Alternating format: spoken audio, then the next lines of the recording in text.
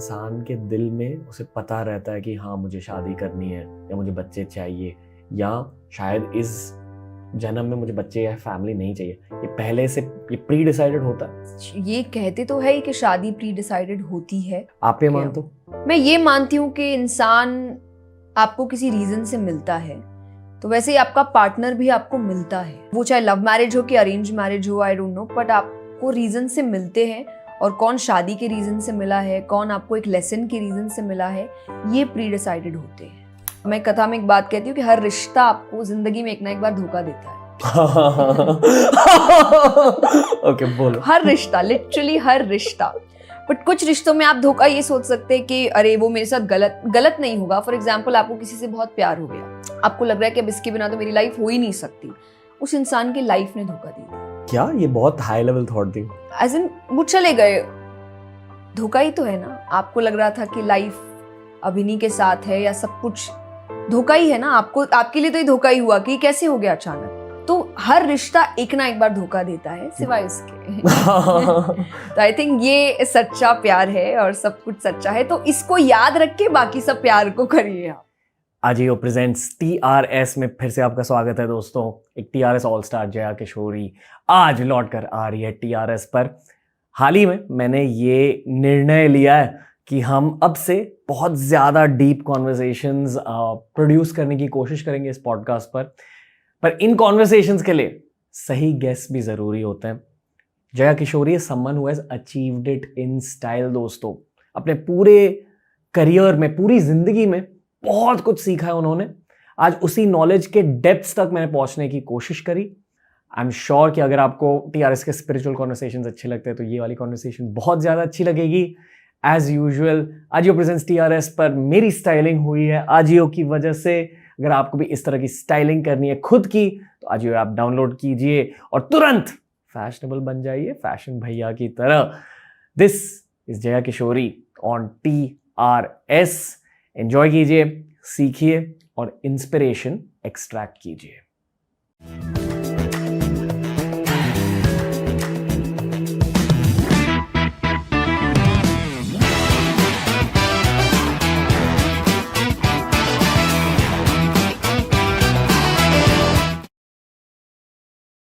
Jaya Kishori TRS Hindi में फिर से आपका स्वागत है। कैसे हो? सो मच, बिल्कुल अच्छी हूँ। आप कैसे हैं? बहुत बढ़िया। पिछले एपिसोड में हमें 2.8 मिलियन व्यूज आए। 2.8 million views. Nice, thank you. लोग आपकी बातें इतनी ज्यादा क्यों सुनते हैं आपके अकॉर्डिंग?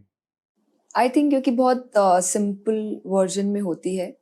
और मुझे ऐसा लगता है, मैंने जब स्टार्ट की थी अपनी जर्नी और मुझे जो प्रॉब्लम्स आती थी कि मुझे कई चीज़ें समझ नहीं आती थी, और मे बी तभी मैंने समझा था कि मैं जो बोलूँगी वो इतना सिंपल होना चाहिए कि वो चाहे 6 साल हो या 60 साल हो, सबको समझ आनी चाहिए। आप क्या बोलना चाहते थे तब? नहीं, मैं तभी कथा related, because I started very early. मैं 6 साल की थी, मैंने काम शुरू किया था और मैंने पहली कथा व्हेन आई वाज 12 मैंने कर ली थी। तो आई थिंक जब आप उससे पहले समझ रहे हैं तो आप बहुत ही यंग हैं और आपको चीज़ें समझ नहीं आती है, क्योंकि आपको कथा करनी है तो आपको सुनना उनको पड़ेगा जो कथा कर रहे हैं। और कई बार आप बहुत हाई लेवल की बातें होती थी और दिमाग में नहीं जाती है आपके, बट आप फिर जब सीखने लगते हैं, चाहे श्रीमद् भागवत है, गीता जी है, जो भी मैंने स्क्रिप्चर्स पढ़े हैं, तो आई थिंक तब मैंने समझा था कि मैं उन्हीं बातों को बहुत सिंपल वर्जन में बोलूंगी ताकि सबको समझ आए कि तो डे टू डे लाइफ में हमारे होती रहती है, क्योंकि बातें वही है, बस उसमें परत बहुत है, आपको वो हटा हटा के सीखनी है। ओके, कोई ऐसी बात है जो आप अब तक नहीं समझे हो कथा में? बहुत सी बात हो सकती है। या कुछ ऐसी बात जो आप रिसेंटली समझो, मतलब पिछले 1-2 महीने में, कि आपको पढ़ के ये लगा कि हाँ अच्छा ये है मतलब? नहीं, सी मतलब आप एक्चुअली खुद निकालते हैं, टू बी वेरी ऑनेस्ट। ऐसे तो हाँ, कहानियां, फॉर एग्जाम्पल मैं एक कथा जब कहती हूँ तो राजा परीक्षित के ऊपर है श्रीमद् भागवत में। तो डू यू वांट कि मैं आपको पूरी बताऊं? जैसे क्योंकि पांडवों के वंश में हुए तो राजा परीक्षित, और फिर उनको एक श्राप मिलता है क्योंकि वो एक संत के साथ उन्होंने थोड़ा सा उनका अपमान कर दिया था कि 7 डेज में उनको एक स्नेक है तक्षक, जिसके डसने से उनकी मृत्यु हो जाएगी। मेरे ख्याल से वो अर्जुन के पोते थे। हाँ जी। ओके, एनीवे अभी तो तक्षक के डसने पर उनकी मृत्यु हो जाएगी। ऐसे वो बहुत ही अच्छे थे और उस वक्त भी हुआ था बिकॉज कलयुग उनके ऊपर हावी हो चुका था। उनकी कलयुग से एक मीटिंग हुई थी एंड कलयुग इज लाइक मुझे सोने में स्थान चाहिए और उन्होंने सोने का मुकुट पहन के रखा था एंड कलयुग एंटर्ड। तो उस वजह से उन्होंने जो संत के साथ किया जो हुआ, तो इसकी जनरली कथा है कि बाद में उनको श्राप दिया गया और उनको बताया गया। तो श्राप संत ने नहीं दिया, संत के बेटे ने दिया था। और बेटे ने जब अपने पिता को बताया तो वो बहुत अपसेट हुए राजा परीक्षित का नाम सुन के। तो ही वॉज एन एंग्री, उनको गुस्सा नहीं आया कि इस इंसान ने मेरे साथ गलत किया तो इसके साथ ऐसा ही होना चाहिए। उन्होंने बोला कि ये तो ऐसा है नहीं, तो कुछ तो गलत ही हुआ होगा कि इसने ऐसा काम किया। तो कुछ टाइम पहले ही मुझे एक लेसन इस चीज से मिली है कि अपनी जिंदगी इतने अच्छे से जियो, कि उन्होंने शायद इतने अच्छे कर्म किए थे, इतने अच्छे से अपनी लाइफ जी थी कि अगर कभी आपसे गलती हो भी जाए तो लोग आपको नहीं आपके समय को गलत ठहराए कि उसका समय अच्छा नहीं चल रहा, आदमी तो अच्छा है। ओके। तो आई थिंक मुझे उस वक्त ये लेसन मिला था और ये लेसन कोई वहां नहीं है, पर ये लेसन आप खुद सीखते हैं जब आप बार बार चीजों को बोलते हैं या पढ़ते हैं और अचानक से एक दिन आपको लगता है कि ये शायद ये भी सिखा रहा है मेरी लाइफ के लिए मुझे। ओके, आपने कभी अपनी लाइफ में कुछ गलत चीज करी है? अरे बहुत। क्या? बहुत। मैं पिछली बार भी मैंने ये कहा कि आपके सामने मुझे बहुत शुद्ध महसूस होता है। आज भी वही फीलिंग महसूस हो रही है कि आप बहुत ज्यादा प्योर हो। आपने कुछ गलत किया है लाइफ में? ऐसे अब गलत का क्या पैरामीटर है आपका मुझे नहीं पता, आपके but according. To be very honest गलत तो करते ही है, सभी करते हैं, हम इंसान हैं, भगवान नहीं है। कुछ गलतियां बातों में होती है, कुछ गलतियां आपके काम में होती है because you are learning all the time. विचारों में होती है वो भी हो सकती है कि स्टार्ट में कि आप जो कंपैरिजन होता है, कंपटीशन होता है, क्योंकि जैसा मैंने कहा मैंने बहुत यंग एज से स्टार्ट की, तो तब आपको इतनी चीजें समझ नहीं आती। आप बोलते तो हैं बट आप उस चीज को पूरी तरीके से अपने ऊपर नहीं ले चुके होते हैं। सो आई थिंक ये भी एक लेसन अब मेरी लाइफ का है कि मैंने काफी चीजें बोलनी बंद कर दी है जो मैं स्टार्ट में बोलती थी, बट अब एक रूल है कि जब तक वो चीज मैं अपनी लाइफ में लागू नहीं कर सकती तो मैं नहीं बोलूंगी उसको। एक एग्जांपल दे सकते हो? फॉर एग्जाम्पल सात्विकता, कि जब तक आप खुद सात्विक नहीं हैं, सात्विक खाना नहीं खाते हैं, सात्विक लाइफस्टाइल नहीं जीते हैं, आई थिंक उससे रिलेटेड ज्ञान लोगों को देना मुझे मेरी लाइफ के लिए सही नहीं लगता। सो मैंने जब पूरी तरीके से एक सात्विक लाइफस्टाइल स्टार्ट करी थी, स्पेशली जब मैं कथा में होती हूँ या मेरे सेशंस चलते हैं, तो अब जाके मुझे ऐसा लगता है कि मैंने सही किया। या अब जाके मैं लोगों को बोलती हूँ कि हाँ आपको ये लाइफस्टाइल लेनी चाहिए क्योंकि चेंजेस आते हैं, मुझ में आए हैं। क्या चेंजेस है? फॉर एग्जाम्पल कामनेस, आपकी कंपटीशन आपका खत्म होता है, आपको किसी भी तरीके की जेलेसी फील नहीं होती है, you feel happy. For example मैं एक चीज हमेशा कथा में बोलती हूँ कि अच्छाई बुराई के बढ़ने या कम होने में डिफरेंस क्या है। बुराई बहुत जल्दी बढ़ती है क्योंकि बुराई में एकता है, बुरे लोग हमेशा एक साथ खड़े होते हैं। फॉर एग्जाम्पल नॉर्मल लाइफ में जब आपको डांट पड़ती है, अगर आपके सिबलिंग्स है तो आप चाहेंगे उनको भी पड़े, आप उनकी भी गलतियां बाहर लेकर आएंगे। बुरे लोग एक साथ खड़े होते हैं बट अच्छे एक साथ नहीं होते। उसको लगता है अप्रिसिएशन सिर्फ मेरा होना चाहिए, अवार्ड सिर्फ मुझे मिलना चाहिए। वो एक अच्छा दूसरे अच्छे को सहन नहीं करता तो बढ़ती नहीं है, इसलिए कम रहती है। तो ये सारी चीजें आप सीखते हैं जब आप सात्विकता में जाते हैं कि आप दूसरे इंसान को भी जो आपके जैसा ही काम कर रहा है आप उससे जेलेसी फील नहीं कर रहे, बिकॉज आपको लग रहा है कि वो तो मेरा ही हेल्प कर रहा है ना, जहां मैं नहीं जा सकती वहां वो जा सकते हैं। बिकॉज मैं एक टाइम पे एक ही पर्टिकुलर प्लेस में रह सकती हूँ, दूसरी जगह वो चले गए, तो that person is helping me. उससे जेलस फील होने की बजाय मुझे तो थैंकफुल होना चाहिए कि मेरा काम और अच्छा हो रहा है। इस सात्विक लाइफस्टाइल को थोड़ा और ब्रेक डाउन कीजिए। मतलब आप सात्विक खाना खाते हो? हाँ जी। पर और क्या होता है उसके साथ? और फॉर एग्जाम्पल मेडिटेशन है, सत्संग है, अच्छी कंपनी है। आपकी कंपनी अच्छी होनी चाहिए, आप किन थॉट्स के बीच है वो है, आप क्या देखते हैं वो है। फॉर एग्जाम्पल आज के टाइम पे इंटरनेट है, आप इंटरनेट में क्या देख रहे हो वो मैटर करता है। कि आप कुछ ऐसी चीज ना देखें जो आपके अंदर नेगेटिविटी लेकर आए या कोई ऐसे थॉट्स लेकर आए जो आपको बाद में ओवरथिंक करने पर मजबूर कर रहे हैं, स्पेशली गलत वे में। और मुझे ऐसा लगता है सबको पता होता है सही क्या है गलत क्या है, इट्स जस्ट दैट आपको मुझसे सुनना है, अदरवाइज आपको पता है कि सच क्या है और गलत क्या है। तो ये चीजें आपकी कंपनी अच्छी हो, कि आप जिन लोगों के बीच है, मैं हमेशा कहती हूँ आपके दोस्त ऐसे होने चाहिए जिनका माइंडसेट आपसे मैच कर रहा है। हैबिट्स मैच नहीं करे चलता है, माइंडसेट मैच करना चाहिए। अगर एक है जिसको ग्रो करना है, कुछ चेंज लाना है, और एक है जिसको कुछ भी नहीं करना है, तो जैसे मैंने कहा बुराई जल्दी बढ़ती है, तो अच्छा इंसान बुरा जल्दी होता है। बुरा अच्छा टाइम लगेगा क्योंकि उसमें मेहनत लगती है। मुझे ये लग रहा है कि मैं बहुत तामसिक इंसान हूँ इनके सामने। Anyway, go on. No I don't think so. तो जितना हम आपकी स्टोरीज देखते हैं, आई थिंक आप काफी सात्विक है with your meditation and food and diet and everything. पूरी तरह से नहीं। पूरी तरीके से कोई नहीं होता है, आई थिंक होना भी नहीं चाहिए, लाइफ सिवाय बोरिंग आप। हो जाएगी। सिवाय आप। मेरे भी आई थिंक लाइफ बोरिंग हो जाएगी। धीरे धीरे आपको लर्न करना चाहिए और धीरे धीरे ही काम करना चाहिए। सो आई थिंक ये चीज मैंने समझी थी और मैं थोड़ा सात्विक लाइफस्टाइल की तरफ ज्यादा जाने लगी चेंजेस को देखकर। तो आप चेंजेस देखिए, इसलिए आप स्लो प्रोसेस स्टार्ट करिए, सो दैट आपको जब चेंजेस दिखे फिर आप किसी के बोलने पे नहीं कर रहे, आप खुद कर रहे हैं। एक बुद्धिस्ट मंक आए थे शो पे। उन्होंने मुझे एक बहुत इंटेंस चीज कही। उन्होंने कहा कि एक्सटर्नल वाइसेस से ज्यादा इंटरनल वाइसेस मैटर करते हैं। यानी कि जिन चीजों को आप रिजेक्ट करते हो एक्सटर्नली, जैसे कि तामसिक खाना, तामसिक लोग, उनसे ज्यादा महत्वपूर्ण आपके सोच विचार होते हैं। आपके खुद के दिमाग के अंदर जो तामसिक सोच विचार है, उन्हें स्पॉट कीजिए और उन्हें रिजेक्ट कर दीजिए। जैसे कि एंगर, जैसे कि जेलसी, जैसे कि ग्रीड। उस पर्सपेक्टिव से मैं आपसे पूछना चाहूंगा कि आपके दिमाग के अंदर अब इतने सालों बाद कौन से तामसिक ट्रेड्स है जिस पर आप काम कर रहे हो। फॉर एग्जाम्पल मेरे लिए, मैं अभी डिटैचमेंट सीख रहा हूँ। यानी कि अगर मान लो आपका ब्रेकअप हो चुका है तो आप उससे डिटैच करने की कोशिश कर रहे हो। और मैं खुद से ये पूछ रहा हूँ कि ये ब्रेकअप क्यों हुआ। हाँ, मैं खुद की बात कर रहा हूँ। मैं खुद से ये पूछा कि ब्रेकअप क्यों हुआ। अब मुझे पता चल रहा है कि मुझे लाइफ में डिटैचमेंट सीखनी है। वो शायद एक सात्विक ट्रेट है। डिटैचमेंट को आप कैसे समझाओगे? सी डिटैचमेंट इज, मुझे ऐसा लगता है सब कुछ छोड़ना नहीं, बट सबके बीच रहकर उनको हावी नहीं होने देना। फॉर एग्जाम्पल मैं एक चीज हमेशा कहती हूँ कि आपने जो कहा तामसिक ट्रेट्स है, तो एंगर अभी भी मुझ में है। ऐसा नहीं है कि मुझे गुस्सा नहीं आता, सब में होता है, हम रोबोट्स थोड़ी है। बट द थिंग इज कि किसी और की वजह से नहीं है। फॉर एग्जाम्पल अगर मैं अभी आप यहाँ बैठी हूँ और आप कोशिश करेंगे मुझे गुस्सा दिलाने का, तो वो कंट्रोल मेरे अंदर है कि नहीं आएगा। मतलब जब आना होगा मेरी मर्जी से आएगा कि मुझे गुस्सा अभी चाहिए, और फिर मैं कोई एक्सक्यूजेस नहीं दूंगी कि मुझे आपकी वजह से आया या मुझे इस सिचुएशन नहीं, मैंने लाया क्योंकि मुझे जरूरी लगा।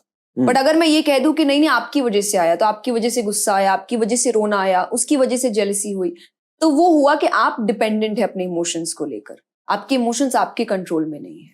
पता है, जब कोई अपने एंगर पर कंट्रोल लाता है, खुद के जज्बातों पर अगर किसी को कंट्रोल मिल जाता है, वो एक बहुत बड़ी मोमेंट होती है किसी की लाइफ में। पर कॉलेज स्टूडेंट्स, टीनेजर्स ये चीज बहुत लेट समझते हैं। जितना जल्दी आप ये समझ लोगे कि खुद के एंगर पर कंट्रोल कैसे लाए, उतना ज्यादा कंट्रोल आपका पूरे आपके दिमाग पर आएगा।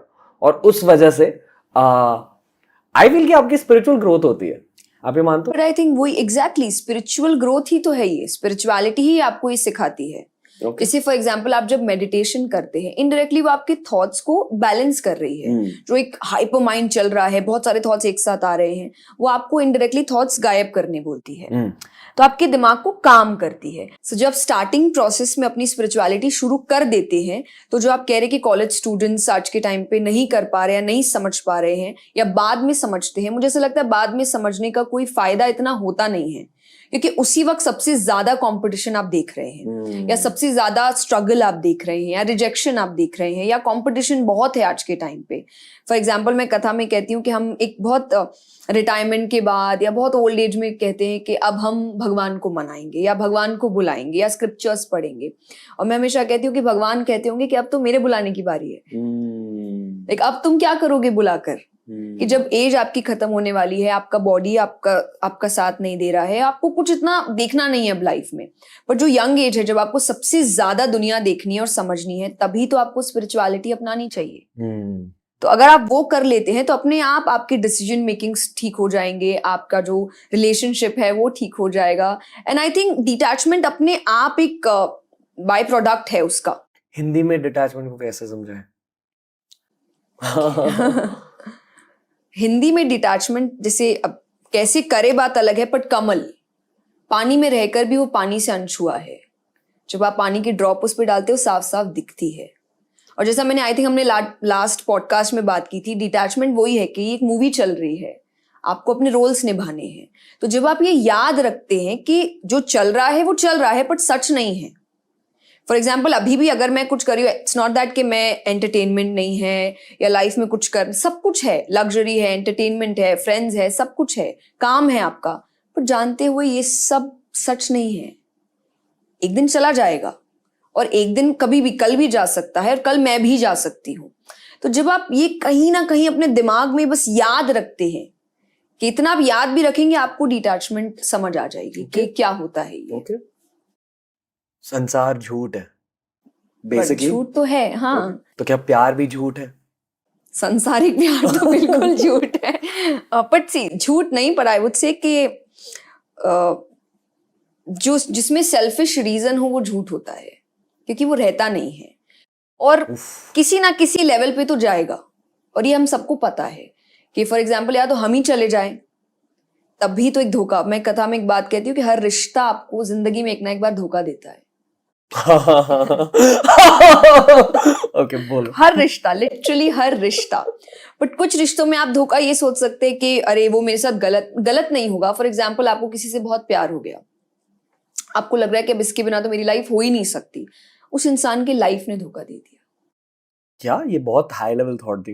एज इन वो चले गए, धोखा ही तो है ना। आपको लग रहा था कि लाइफ अब इन्हीं के साथ है या सब कुछ, धोखा ही है ना। आपको, आपके लिए तो ये धोखा ही हुआ कि कैसे हो गया अचानक। तो हर रिश्ता एक ना एक बार धोखा देता है, सिवाय उसके। तो आई थिंक ये सच्चा प्यार है और सब कुछ सच्चा है। तो इसको याद रख के बाकी सब प्यार को करिए आप। अचानक से ये कॉन्वर्सेशन बहुत भारी हो गई मेरे। आई थिंक हमने बात की थी, थोड़ा डीप चलते हैं इस पॉडकास्ट में। ओके। पिछले पॉडकास्ट के बाद मैंने आपके काफी सारे यूट्यूब वीडियोस देखे और मैं ये कहना चाहता हूँ कि आपके अंदर दो अलग इंसान हैं। एक इंसान हमारे सामने बैठा है अब पॉडकास्ट के टाइम, ये आपका शायद ह्यूमन फॉर्म है, पर स्टेज पे आप बहुत अलग बन जाते हो। आप में आई फील कि कुछ पावर आ जाता है, कुछ एनर्जी आ जाती है। उस जोन के बारे में बताइए। ये हर किसी के साथ होता है, स्पोर्ट्समैन के साथ होता है, मतलब मैदान में। आई फील कि मेरे लिए ये पॉडकास्ट में हो जाता है, मैं एक अलग इंसान बन जाता हूँ पॉडकास्ट के टाइम, क्योंकि शायद ये मेरा क्राफ्ट है। पर इससे मुझे स्पिरिचुअल एवोल्यूशन नहीं मिल रही। आई डोंट नो अगर मिल रही। मैं बहुत कुछ सीख रहा हूँ, पर that's about it. I feel कि आपके अंदर कुछ अलग सा पावर आ जाता है, माता चढ़ जाती है, positive way, almost in a positive way. बहुत आप बहुत फियर्स बन जाते हो स्टेज पे। I know. नहीं, मुझे ये बहुत नहीं, मैंने भी फील किया है, टू बी वेरी ऑनेस्ट।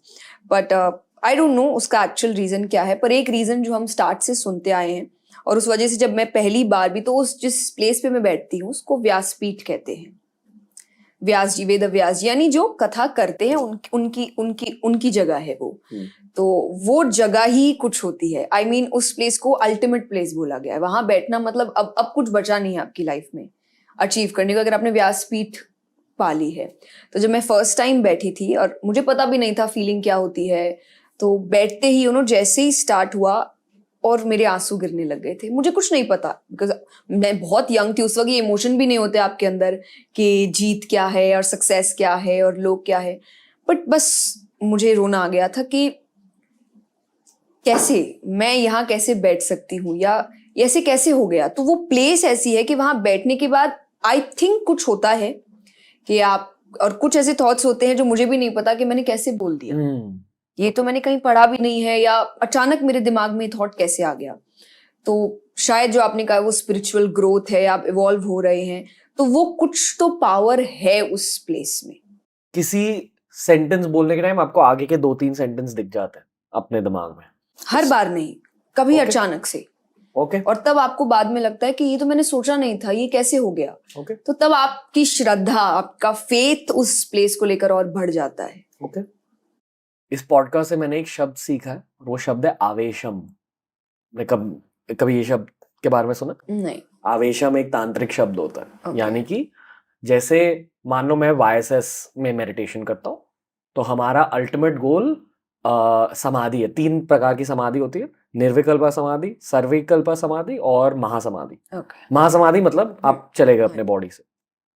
मैं समाधि के बारे में नहीं समझाऊंगा क्यों मैं सवाल पूछ रहा हूँ यहाँ। पर तंत्र में एक गोल आवेशम का होता है, जहां आपने इतनी ज्यादा साधना की, आपने इतनी ज्यादा पूजा की है। मान लो आप कृष्ण भगवान की पूजा कर रहे हो, पर एक तांत्रिक पाथ से।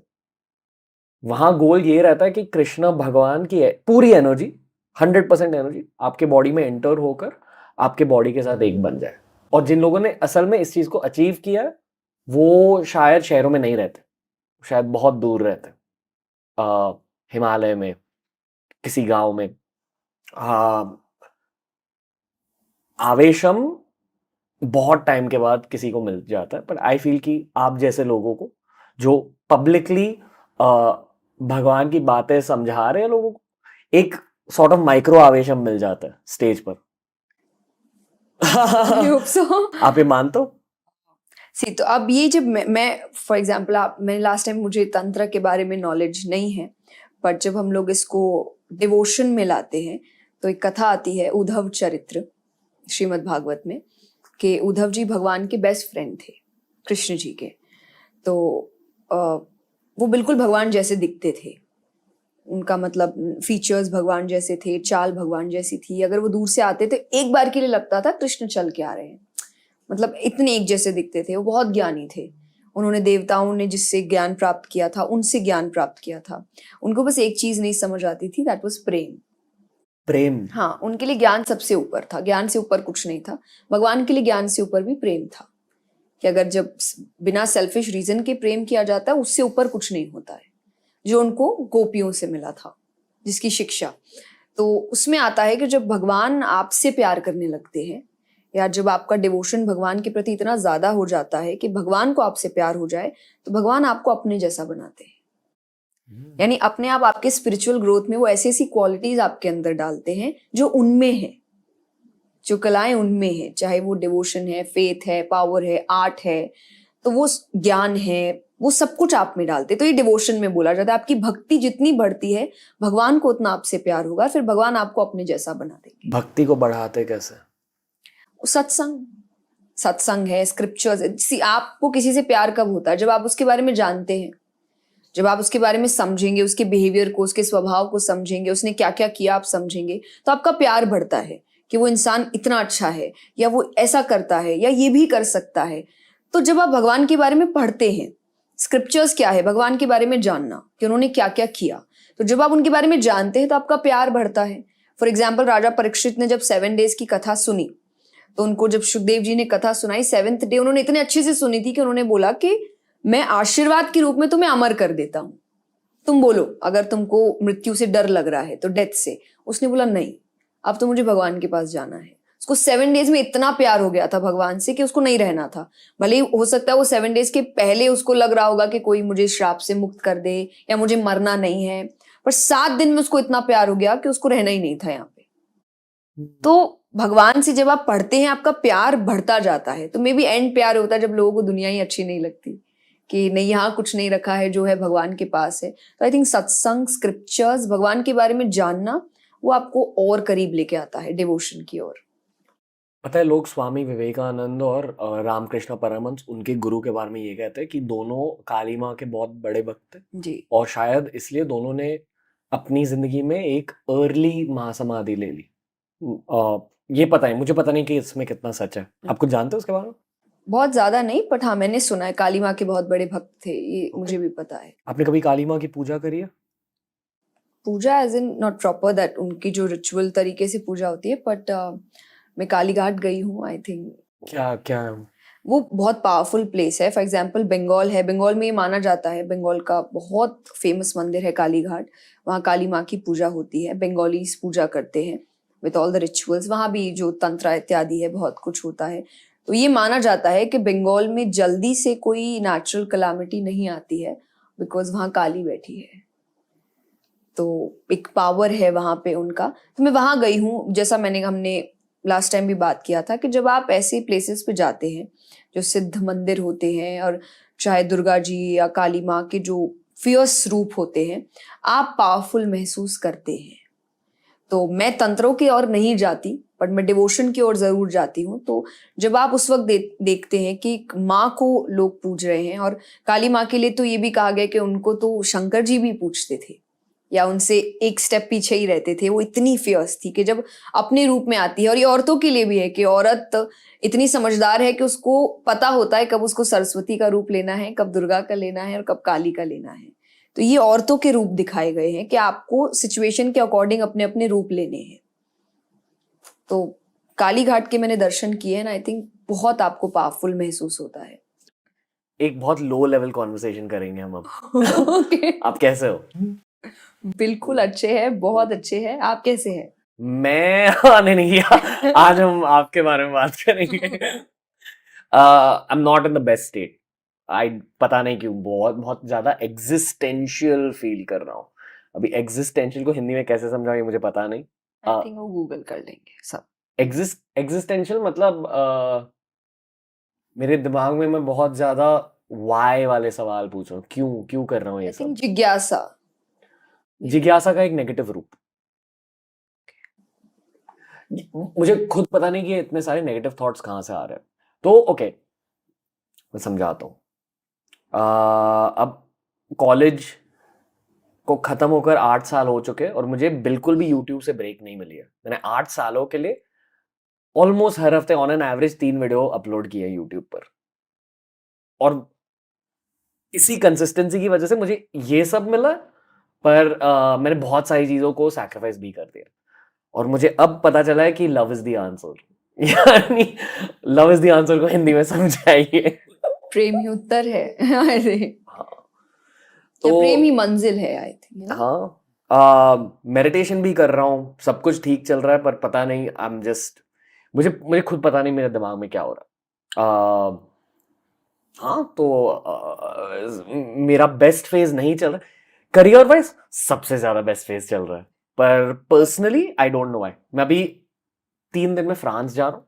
अगर किसी ने मुझे कॉलेज में कहा होता कि एज 30 के पहले आप इतनी सारी इतनी ज्यादा ट्रैवलिंग कर लोगे लाइफ में, मैं एक्साइटेड हो जाता। पर मैं एक्साइटेड नहीं हूँ जाने के लिए। मुझे ऐसा लग रहा है कि मुझे कुछ नहीं करना, मुझे बस अपने रूम में बैठकर रेस्ट करना, कुछ नहीं करना। कुछ नहीं करना है। बट जाना पड़ रहा है। उसके बाद एक महीने के बाद मैं इंग्लैंड जा रहा हूँ विंबलडन के लिए। ये बहुत बड़ी चीजें हैं मटेरियली स्पीकिंग, पर पता नहीं मुझे ज्यादा कुछ फील नहीं हो रहा है। और 2-3 हफ्ते पहले मेरे दादाजी गुजर गए। उनकी वो बहुत टाइम से सफर कर रहे थे, मतलब उनके इलनेसेस थे 5-6 सालों से।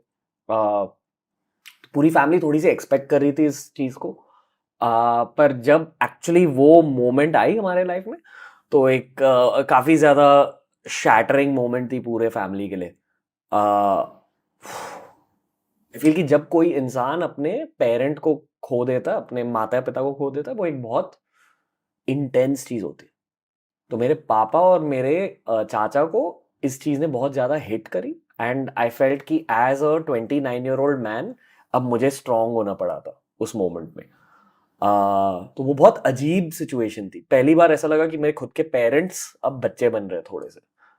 तो बहुत सारे इमोशनल चेंजेस हो रहे हैं मेरे खुद के दिमाग में। एंड हाँ, तो मैं काफी ज्यादा हैवी फेज से गुजर रहा हूँ। But I think it's good. आप फॉर एग्जाम्पल 2 पार्ट्स हो सकते हैं इसमें। फर्स्ट पार्ट इज कि आप स्पिरिचुअली ग्रो कर रहे हैं। उसका एक एग्जाम्पल होता है जब मटेरियलिस्टिक चीजें आपको बहुत ज्यादा एक्साइट नहीं करती है, यू डूइंग इट क्योंकि जैसा मैंने कहा कि रोल्स है, आपको निभाने पड़ेंगे, काम करना पड़ेगा, एंड आपको अच्छा भी लग रहा है कि हाँ जो हो रहा है अच्छा है, होना चाहिए ये सब चीज, बट बहुत एक्साइट नहीं करते, आपके बैलेंस को खराब नहीं करते। और ये एक बहुत अच्छा वे है शो करने का भगवान का या यूनिवर्स का कि आप स्पिरिचुअली ग्रो हो रहे हैं, कि अब स्पिरिचुअल आई थिंक प्रोग्रेस आपको ज्यादा एक्साइट करती है रादर देन मटेरियलिस्टिक चीजें। It's a very good thing.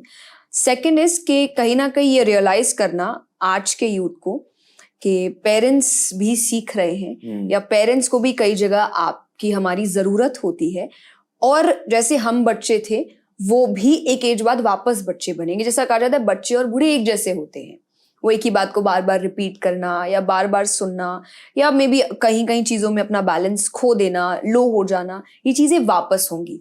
तो हमने उनका बचपन नहीं देखा, पर अब हमें वापस एक मौका मिल रहा है और अब हमें रिस्पॉन्सिबल बनने का मौका मिल रहा है, तो आई थिंक ये चीज नहीं छोड़नी चाहिए। ये आपकी लाइफ का सबसे बड़ा वेल्थ होगा। हाँ, एक शोल्डर इंजरी भी हुई है जिसके बारे में मैंने आपको अभी जस्ट बताया। जी। उस इंजरी की वजह से मैं एक्सरसाइज नहीं कर पा रहा हूँ, योगा नहीं कर पा रहा हूँ, मेडिटेशन में भी दिक्कत हो रही है। तो आई फील कि बहुत सारी सिचुएशन साथ में आ चुकी है। बट वो कुछ और आपको करने के लिए मजबूर कर रही होगी, मे बी रेस्ट जो आप चाहते हैं। हाँ शायद। किसी ने मुझे एक बार कहा था कि कोई भी इंजरी या कोई भी इलनेस, कोई भी आपकी बॉडी की समस्या आपको एक्चुअली कुछ सिखाने की कोशिश कर रही है, और जब तक आप ये नहीं सीखोगे वो समस्या आपसे जाएगी नहीं। पर मैं अभी समझने की कोशिश कर रहा हूँ, मुझे कुछ आंसर नहीं मिले। बट नो, मिल जाएगा धीरे धीरे। एंड मैं हमेशा कहती हूँ अपने आंसर्स आप खुद, क्वेश्चंस आपको पता होते हैं और उसके आंसर्स भी आप ही के पास होते हैं। हम दूसरों के पास जरूर ढूंढते हैं, हमें बिट्स एंड पीसेस में वो आंसर्स मिल भी जाते हैं, पर फिर भी जोड़ना आपको पड़ता है। जो पजल है वो आप ही को जोड़ना पड़ेगा, कोई और आपके लिए जोड़ नहीं सकता। और जो जोड़ेगा वो अपने एक्सपीरियंस के अकॉर्डिंग जोड़ रहा है, आपके नहीं। फॉर एग्जाम्पल, मैंने आपकी लाइफ नहीं जी है, हाँ मैं क्वेश्चन समझ सकती हूँ, मैं एक आंसर बना सकती हूँ, वो आंसर मेरे एक्सपीरियंस के अकॉर्डिंग है, मेरी लाइफ पे डिपेंड करता है, आपकी नहीं, क्योंकि मैं आपकी लाइफ नहीं जानती। तो वो आंसर आपको ही ढूंढना पड़ेगा। बट ये समझना जो आपने बोला, ये लोग जल्दी से नहीं समझ पाते। उनका ये रहता है मेरे साथ ही क्यों। बट आई थिंक मेरे साथ ही क्यों क्वेश्चन नहीं होना चाहिए, बस क्यों क्वेश्चन होना चाहिए। क्योंकि सिर्फ इंजरी नहीं, आपके लाइफ में जो भी होता है वो किसी रीजन से होता है। और ये भगवान कहते हैं कि जो भी हो रहा है ये मत सोचो कि क्यों हो रहा है, ऐसा क्यों हो रहा है। सब कुछ पहले से बनाया हुआ है और कुछ सिखाने के लिए तुमको, कि यहाँ पे अभी इस वक्त ये सीखने की आपको जरूरत है, इसीलिए वो सिचुएशन आया है। चाहे वो सैड है, चाहे वो हैप्पी भी है। हैप्पीनेस के टाइम भी आप सिर्फ सेलिब्रेट करने में मत रहिए, ये भी क्यों आया है जानने की कोशिश करिए, ताकि आप आगे भी इस सिचुएशन को बार बार ला सके। और जो प्रॉब्लमैटिक सिचुएशन से दिक्कत देने वाली है, वो ये समझना क्यों आया है, ताकि आगे ना आए। जब आप मिस्टेक से नहीं सीखते हैं तो वो आप बार बार करते हैं और बार बार सफर करते हैं। आप कभी ऐसे फेज से गुजरे हो जहाँ बहुत सारी चीजें गलत होती है आपके लाइफ में एक साथ? आई थिंक सबकी होती है और हर कुछ टाइम में होती रहती है। कि आप फॉर एग्जाम्पल, जब कोविड का टाइम आया था तब बैक टू बैक आपकी सब चीजें कैंसिल हो रही थी, आपके सारे प्रोजेक्ट्स कैंसिल। आई थिंक जब कोविड हिट हुआ था, लॉकडाउन अनाउंस हुआ था, वो साल मेरी लाइफ का बेस्ट साल होने वाला था। मतलब मेरे पास बहुत प्रोजेक्ट्स मेरे प्लान्ड आउट थे, बहुत सा काम प्लान्ड आउट था, नई चीजें प्लान्ड आउट थी, और मुझे ऐसा लगा था ये साल तो बेस्ट होने वाला है मेरी लाइफ के। कट टू आप कुछ भी नहीं कर रहे हैं, लिटरली कुछ भी नहीं। और जिसकी मुझे हैबिट नहीं थी। मतलब मैं आई डोंट थिंक सो एक हफ्ते से ज्यादा कभी अपने घर पर बैठी हूँ। एक हफ्ता भी मैं ज्यादा कह रही हूँ कि एक साथ आप एक हफ्ता बैठ रहे हैं, मेरे साथ ऐसा नहीं हुआ था, कभी भी नहीं हुआ था। तो मेरे लिए एक बहुत बड़ा आई थिंक चेंज था कि आपका 1-1.5 साल, आई थिंक मे बी 2 साल आई वुड से, क्योंकि इवेंट्स प्रॉपरली होते नहीं थे और 2 साल आप घर पे बैठे हैं। बट उस वक्त मैंने ऐसा कुछ किया जो मैं अभी बता नहीं सकती, बट जल्दी पता चलेगा। लेकिन मैंने ऐसा कुछ किया जो मैं सोच भी नहीं सकती थी कि मैं करूंगी। तो मुझे तब समझ में आया कि अगर इवेंट्स होते तो शायद मैं वो चीज नहीं कर पाती, क्योंकि मेरे पास इतना टाइम नहीं होता कभी, अभी भी नहीं है। अब अगर मुझे कोई कह दे कि तो मेरे पास टाइम नहीं है उतना, मैं इतना बैक टू बैक ट्रैवल में हूँ, बट वो उस वक्त जरूरी था। पर अगर मैं सिर्फ रोने में रहती कि इवेंट्स नहीं है, सब कैंसिल हो गया है, क्या कर सकते हैं, तो उस वक्त मेरे पापा ने मुझे बोला था नहीं है तो अभी तक तो तुम कहती थी ना कि तुमको इस चीज का टाइम नहीं मिलता, इस चीज का नहीं मिलता, तुम बहुत बिजी हो, अब तो टाइम ही टाइम है, अब करो। तो आई थिंक तब मुझे रियलाइज हुआ कि हर चीज आपको कुछ सिखाने आती है, कुछ नया कराने आती है। कि बहुत हो गया जो आज तक करते आए, अब नई की जरूरत है। पर इंसान समझता नहीं है, इसलिए वो पुरानी चीज भगवान आपसे ले लेते हैं कि ये जब तक वापस नहीं लूंगा तब तक ही दूसरी चीज पर जाएगा नहीं। नई चीज की जरूरत है। एग्जैक्टली। आप कभी रोते हो अभी भी? हाँ, बहुत ज्यादा। मतलब मुझे रोना बहुत जल्दी आता है। क्यों रोते हो? कोई भी रीजन, कई बार हो सकता है कि आप जो चाहते हैं वो नहीं हो रहा, तो आपको ऐसा लगता है कि करियर वाइज, पर्सनल लेवल पे, फैमिली लेवल पे, इमोशन वाइज। जैसा मैंने कहा, मैं ये नहीं कहती मैं बिल्कुल परफेक्ट हूँ, गलतियां, आप परफेक्ट के बहुत पास पहुंच चुके हो। ऐसा बिल्कुल भी नहीं है। तो मैं हमेशा कहती हूँ कि हो सकता है कि किसी को जैसे लगता है कि आप बहुत ऐसे करते, पर मैं कहती हूँ डॉक्टर भी बीमार पड़ते हैं। कि प्रॉब्लम्स तो जो जब सबको ठीक कर रहे हैं बीमार, तो वो भी पड़ते हैं, उनको भी चीजें। पर हाँ, उनको ये कई बार पता होता है कि मुझे ठीक कैसे होना है। पता है जब मैं किसी के साथ पॉडकास्ट कर रहा हूँ, चाहे जो भी हो, क्रिकेटर हो सकता है, सोल्जर हो, कोई भी, मैं हमेशा पॉजिटिविटी देने की कोशिश करता हूँ। आज भी मैं पॉजिटिविटी देने की कोशिश कर रहा हूँ, पर आई फील कि एक्चुअली मैं आपकी पॉजिटिविटी ले रहा हूँ, so sorry. No no, it's exchange हो रहा है अभी।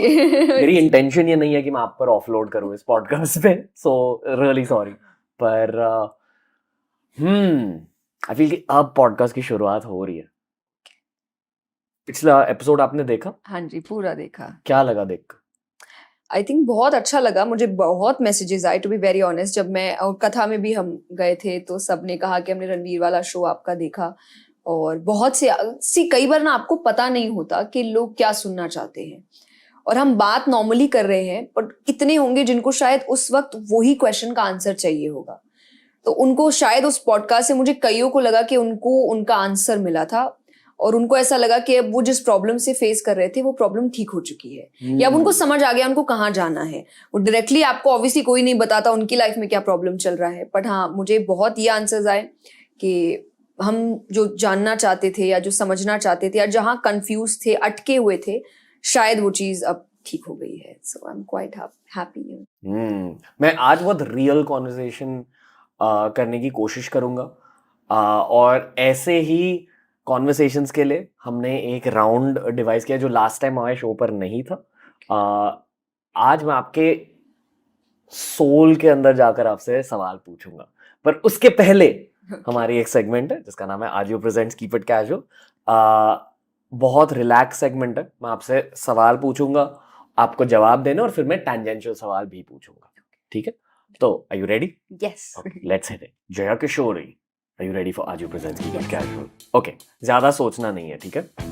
क्वेश्चन नंबर 1, अगर आप अपने बच्चों को सिर्फ एक चीज या एक ह्यूमन वैल्यू सिखा पाए तो वो कौन सी चीज होगी या कौन सा ह्यूमन वैल्यू होगा? कीप लर्निंग, और कुछ नहीं। जीत हार मायने नहीं रखता, कीप लर्निंग। ओके। क्वेश्चन 2, इन शब्दों को सुनकर आप क्या सोचते हो? आपको तुरंत बताना है। अब मैं एक शब्द कहूंगा, फिर आप एक शब्द कहो, ठीक? कृष्णा। सब कुछ। प्यार। कृष्णा। स्पिरिचुअलिटी। ओह ओके, अब ये थोड़ा सा टफ हो सकता है, पर आई थिंक जीने का तरीका। ओके। कथा। कार्य। जया। आई थिंक माँ दुर्गा, क्योंकि जया उनका नाम है, और वाओ। मेरी दादी ने मेरा नाम इसलिए रखा था क्योंकि वो उनकी बहुत बड़ी भक्त थी। ओके। कहते कि किसी का नाम उनकी लाइफ पर एक इम्पैक्ट छोड़ देता है, एज इन जो आपका नाम होता है, आपकी पर्सनालिटी भी आपके नाम की तरह बन जाती है। आप ये मानते हो? हो सकता है, बट मैं यहाँ ये जरूर मानती हूँ कि आपकी पहचान होती है तो ये बहुत सोच समझ के रखनी चाहिए कि आपको बार बार उसी नाम से बुलाया जाता है। वर्ड्स में पावर होते हैं कि आपको कौन किस नाम से, उसका क्या मीनिंग है, तो बहुत मायने रखता है। तो मीनिंगफुल नाम होना चाहिए। कृष्ण भगवान के अलावा आपके 3 सबसे फेवरेट भगवान कौन है और क्यों? ओके, तो श्याम बाबा, टू बी वेरी ऑनेस्ट, ये खाटू श्याम जी में है, और उनको कृष्ण जी ने ही आशीर्वाद दिया था कि तुम मेरे ही नाम से कलयुग में जाने जाओगे। तो ये खाटू श्याम जी में, तो मैं एक्चुअली, कृष्ण जी सब कुछ है, पर मैं सबसे ज्यादा खाटू श्याम जी जाती हूँ। Like every year, it's routine thing, मैं कभी मिस नहीं करती, हर साल मुझे जाना है। कौन कौन, मतलब एक ये महाभारत में एक कैरेक्टर हुए, तो और उन्होंने अगर आपने सुना होगा तो वो उनको हारे का सहारा बोला जाता है। तो अपनी मॉम को बोल के गए थे महाभारत में कि मैं युद्ध के लिए जा रहा हूँ, जो हारेगा मैं उसके साइड खड़ा रहूंगा। तो जब वो आता, और वो बहुत पावरफुल थे, तो भगवान उनका टेस्ट लेने भी आए थे, और भगवान ने कहा था कि ये जो पेड़ है इसको एक तीर से सारे पत्ते भेद करके दिखाओ। तो उन्होंने बोला मैं कर सकता हूँ। भगवान ने एक पत्ता लेके अपने पैर के नीचे रख लिया, और उन्होंने एक तीर से सब में भेद किया, फिर वो तीर भगवान के पैर के पास घूमने लगा।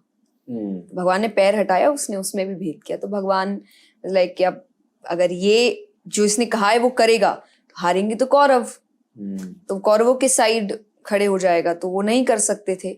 तो भगवान ने उनसे फिर एक चीज मांग ली थी, और वो था कि उन्होंने अपने सर का दान दे दिया था, और फिर उनके सर को सबसे ऊपर रखा गया था कि वो पूरा युद्ध देखेंगे।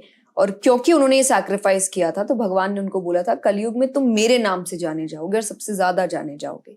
तो खाटू श्याम जी, श्याम बाबा, तो वहाँ बहुत every year I think 15-20 lakh लोग आते हैं दर्शन के लिए, जो वहाँ फागण का समय होता है, जो ये मेन कहाँ है? ये राजस्थान में है, खाटू श्याम जी सीकर के पास। तो वहाँ मैं बहुत जाती हूँ। तो खाटू श्याम जी आई थिंक श्याम बाबा को सबसे ज्यादा मानती हूँ, राधा जी और आई थिंक देन क्यों भी बताना आपको। राधा जी आई थिंक क्योंकि वो प्यार की मूर्ति है, आप प्रेम उनसे सीखते हैं। भगवान के जीवन के भी प्रेम की जो भी बातें हैं वो उन्हीं से आती है, तो सबसे ज्यादा प्रेम आप सीखते हैं तो आप उन्हीं से सीखते हैं। और देन शंकर जी, क्योंकि आई थिंक वो सब कुछ है, पूरा अंत वो ही लेकर आते हैं। और श्री राम उनकी पूजा करते हैं, श्री कृष्ण उनको पसंद करते हैं, वो श्री कृष्ण को पसंद करते हैं, तो सारे भगवान सबसे ज्यादा उनको ही पसंद करते हैं। और वही सब कुछ है, महाकाल, सर्वशक्तिमान। तो शिव जी के बारे में मैं बचपन में ज्यादा समझता नहीं था, और जितनी ज्यादा मेरी उम्र बढ़ रही है और इस पॉडकास्ट के, तो मैं बहुत ज्यादा समझ रहा हूँ। उनका प्रेजेंस बहुत ज्यादा आ चुका मेरी लाइफ में, और बदलाव भी आता है। कहा जाता है कि आप उनसे जो भी मांगो वो दे देते, ये मैंने सच में महसूस किया बहुत ज्यादा। इसलिए अब मैं सिर्फ एक चीज मांगता हूँ उनसे, कि वो मेरे पास रहे बस। बाकी सब मिल जाता है जी। ओके, अगला सवाल थोड़ा सा लाइट सवाल है। Okay. एक डे ऑफ पर जया किशोरी क्या करना पसंद करती है? फैमिली के साथ रहना, खाना एक साथ खाना, चाय एक साथ पीना, कुछ ना कुछ, कोई वेब सीरीज भी देख रहे हैं तो मोस्टली हम 4 है फैमिली में, बस हम चारों एक साथ ही देखते हैं। क्या देखते हो आप? कुछ भी, कोई नई मूवी आएगी तो हम एक साथ देखेंगे, Okay. कोई अच्छी वेब सीरीज निकलेगी तो हम बताते हैं ये अच्छा निकला है, आज कुछ भी नहीं है पूरे दिन, तो बैठकर आपकी सबसे binge favourite watch। Web series कौन सी है? आई थिंक अभी तक तो स्पेशल ऑप्स ओपीएस जो भी उसको बोला जाता है, बट हाँ अभी तक मैंने बेस्ट वही देखा है, कि जो हमने सबने साथ में मिलकर देखा था और हम सबको बहुत अच्छा लगा था। आप यूट्यूब कंटेंट भी कंज्यूम करते हो? हाँ जी, क्या कभी क्या देखते हो यूट्यूब पर? मोस्टली कथा रिलेटेड, तो मैं राजेश्वरानंद जी को बहुत देखती हूँ, उनकी कथाएं मुझे बहुत अच्छी लगती है, क्योंकि वो भी बहुत सिंपल वर्जन में बहुत अच्छी बातें कहकर निकल जाते हैं। तो मैं उनको, वो अब है नहीं, बट मैं उनको बहुत सुनती हूँ। मैं टू बी वेरी ऑनेस्ट, मैंने आपका भी बहुत कंटेंट देखा है। हाँ, क्योंकि आप अलग अलग लोगों को बुलाते हैं तो कहीं ना कहीं आपको बहुत लेसन्स मिलते हैं अलग अलग फील्ड के लोगों से। तो ये मैंने बहुत देखा है।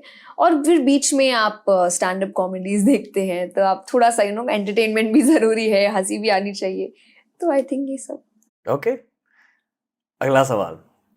अपने ड्रीम पार्टनर के 4 ड्रीम ट्रेट्स के बारे में कुछ बताइए। आपको शादी करनी है वैसे? हाँ बिल्कुल। ओके। मैं आई थिंक मुझे ऐसे पर्टिकुलर ट्रेट्स नहीं पता है, मैं हमेशा कहती हूँ मुझे मेरे जैसा इंसान चाहिए, तो जो ट्रेडिशनल भी है पर मॉडर्न भी है, जो आज की चीज़ों को भी समझता है पर भगवान को बहुत मानता है, जिसमें संस्कार भी है पर नई चीज़ों की ओर बढ़ना भी है। तो आई डोंट नो कि एग्जैक्टली वो ट्रेट्स क्या है, पर आपको समझ रहा था कि इंसान मेरे जैसा है, या मेरी जैसी सोच रखता है, या मेरे जैसे लाइफ को देखने की कोशिश करता है। तो आई थिंक मैं अपने जैसा ज्यादा पसंद करूंगी रादर देन मुझसे ऑपोजिट। आप ये मानते हो कि भगवान सही इंसान को सही वक्त पर भेजते हैं? बिल्कुल मानती हूँ। इस भगवान हर चीज सही समय पर करते हैं, मैं कहती हूँ। तो काम भी अगर वो भेज रहे हैं, कोई सिचुएशन भी भेज रहे हैं, तो बहुत सोच समझ के भेज रहे हैं। तो मुझे ऐसा लगता है मैं किसी भी चीज को लाइटली लेना पसंद नहीं करती हूँ, क्योंकि अगर कुछ मेरे सामने आया है तो वो किसी रीजन से आया है, तो समझने की मैं कोशिश हमेशा करती हूँ। मैं आपसे एक चीज कहना चाहूंगा कि आपसे बात करके ना मुझे एक अपलिफ्टमेंट फील हो रही है, और हमने बहुत टाइम से स्पिरिचुअल पॉडकास्ट नहीं किए, तो आई एम ग्लैड कि आज एक थोड़ा सा वो टर्न हो चुका है। आई एम होपिंग कि मैं और स्पिरिचुअल पॉडकास्ट करूं, क्योंकि एक फेज में हम बहुत ज़्यादा स्पिरिचुअल पॉडकास्ट करते थे, और उन कॉन्वर्सेशंस के थ्रू मुझे एक ग्रोथ मिली थी।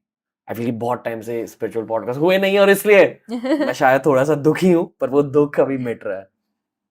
ओके, अगला सवाल। एक सबसे अंडररेटेड शास्त्र? गीता जी, डेफिनेटली। मतलब वो एक मैजिकल बुक है, डेफिनेटली मैजिकल बुक है, जो मैं अपने एक्सपीरियंस से कहती हूँ कि जब मैंने स्टार्ट किया था उसको पढ़ना, पहली दूसरी बार आपको नहीं समझ आएगा ज्यादा, आपको ऐसा लगे, और समझ नहीं आने का मतलब मीनिंग आएगा, पर आपको लगेगा कि ये नॉर्मल लाइफ में तो मायने नहीं रखता, या मैं तो अलग लाइफ जी रहा हूँ, या आजकल तो बहुत मॉडर्न लाइफ हो चुकी है, ये तो बहुत ओल्ड वर्जन है, या आजकल लड़ाइयाँ कहाँ होती है, ये तो युद्ध के ऊपर बात हो रही है। फर्स्ट सेकंड टाइम लगता है थोड़ा, इसलिए जरूरी है कि बार बार पढ़ना, या आपको सबसे पहले बोला जाता है कि आप एक ही श्लोक पढ़िए, एक ही मीनिंग पढ़िए, पर रोज एक पढ़िए। मतलब गीता जी पढ़ने के बाद भी आपको वापस से पढ़नी जरूरी है। तो मेरे साथ है कि मैं आज अगर मेरे पास जो गीता है, मैं जो पढ़ती हूँ, अगर कोई उसको लेकर, हर श्लोक के पास बहुत से इमोशंस लिखे हैं। तो ये मुझे बाद में समझ आया कि जो कहा जाता है कि आप कोई भी पन्ना खोलिए, आपको अपने क्वेश्चन के आंसर मिलेंगे, वो इसीलिए है कि जब आप जिस इमोशन के साथ वो किताब खोल रहे हैं, आपको वो श्लोक वो इमोशन का आंसर दे रहा है। तो वो इसलिए मैं कहती हूँ कि मैं ये ज्यादा मैं बताना नहीं चाहूंगी, आप खुद एक्सपीरियंस करिए, एक्सपीरियंस करने की चीज है, बट उसको बार बार पढ़िए। और आपको हर श्लोक, चाहे कभी वो आपको लेजीनेस के बारे में सिखा रहा है, कभी नेगेटिविटी को पॉजिटिविटी कैसे ले जाते हैं, कभी लाइफस्टाइल, कभी विजडम, कभी ट्रूथ, कभी डिवोशन, सब कुछ सिखाएगा। तो इसीलिए वो एक मैजिकल बुक रियल में है, और अगर आप उसको एक अपना रोज का रूटीन बना ले, आप बहुत चेंजेस देखेंगे अपनी लाइफ में। ओके, अगर आपको जिंदगी भर एक ही कलर पहनना पड़े, और ये ब्लैक या वाइट नहीं हो सकता? रेड। ओके, क्यों? मुझे पसंद है, बहुत ब्राइट कलर है। आई थिंक ये भी, हाँ, आई फील हैप्पी, ब्राइट, बहुत अच्छा। मैं जब भी पहनती हूँ कथा में, उस दिन मैं अपने आप को ज्यादा देखती हूँ। लाइक मुझे अच्छा लगता है, मेरे फेस पे एक मुझे अलग ब्राइटनेस फील होती है कि कुछ कलर्स आपको खुश करते हैं। आई थिंक कलर्स भी बहुत मायने रखते हैं। आप ये मानते हो? हाँ, मैं मानती हूँ कुछ कलर्स आपको अपने आप अपलिफ्ट कर देते हैं आपके मूड को। तो आई थिंक रेड एक कलर है, मेरा फेवरेट कलर ऐसे भी रेड और व्हाइट ही है, पर आपने व्हाइट मना कर दिया था। रेड। Okay, cool. सबसे मनपसंद खाने की चीज क्या है? आई डोंट नो, ये लोगों को पता होगा नहीं, पर मेरी मॉम महाराष्ट्र से है, तो महाराष्ट्र का एक बहुत फेमस खाना है, घर का ही है, बेसन चावल, तो मुझे वो काफी पसंद है। ओके, सबसे ज्यादा डर कब महसूस हुआ है जिंदगी में? कोविड के टाइम, पेरेंट्स के लिए,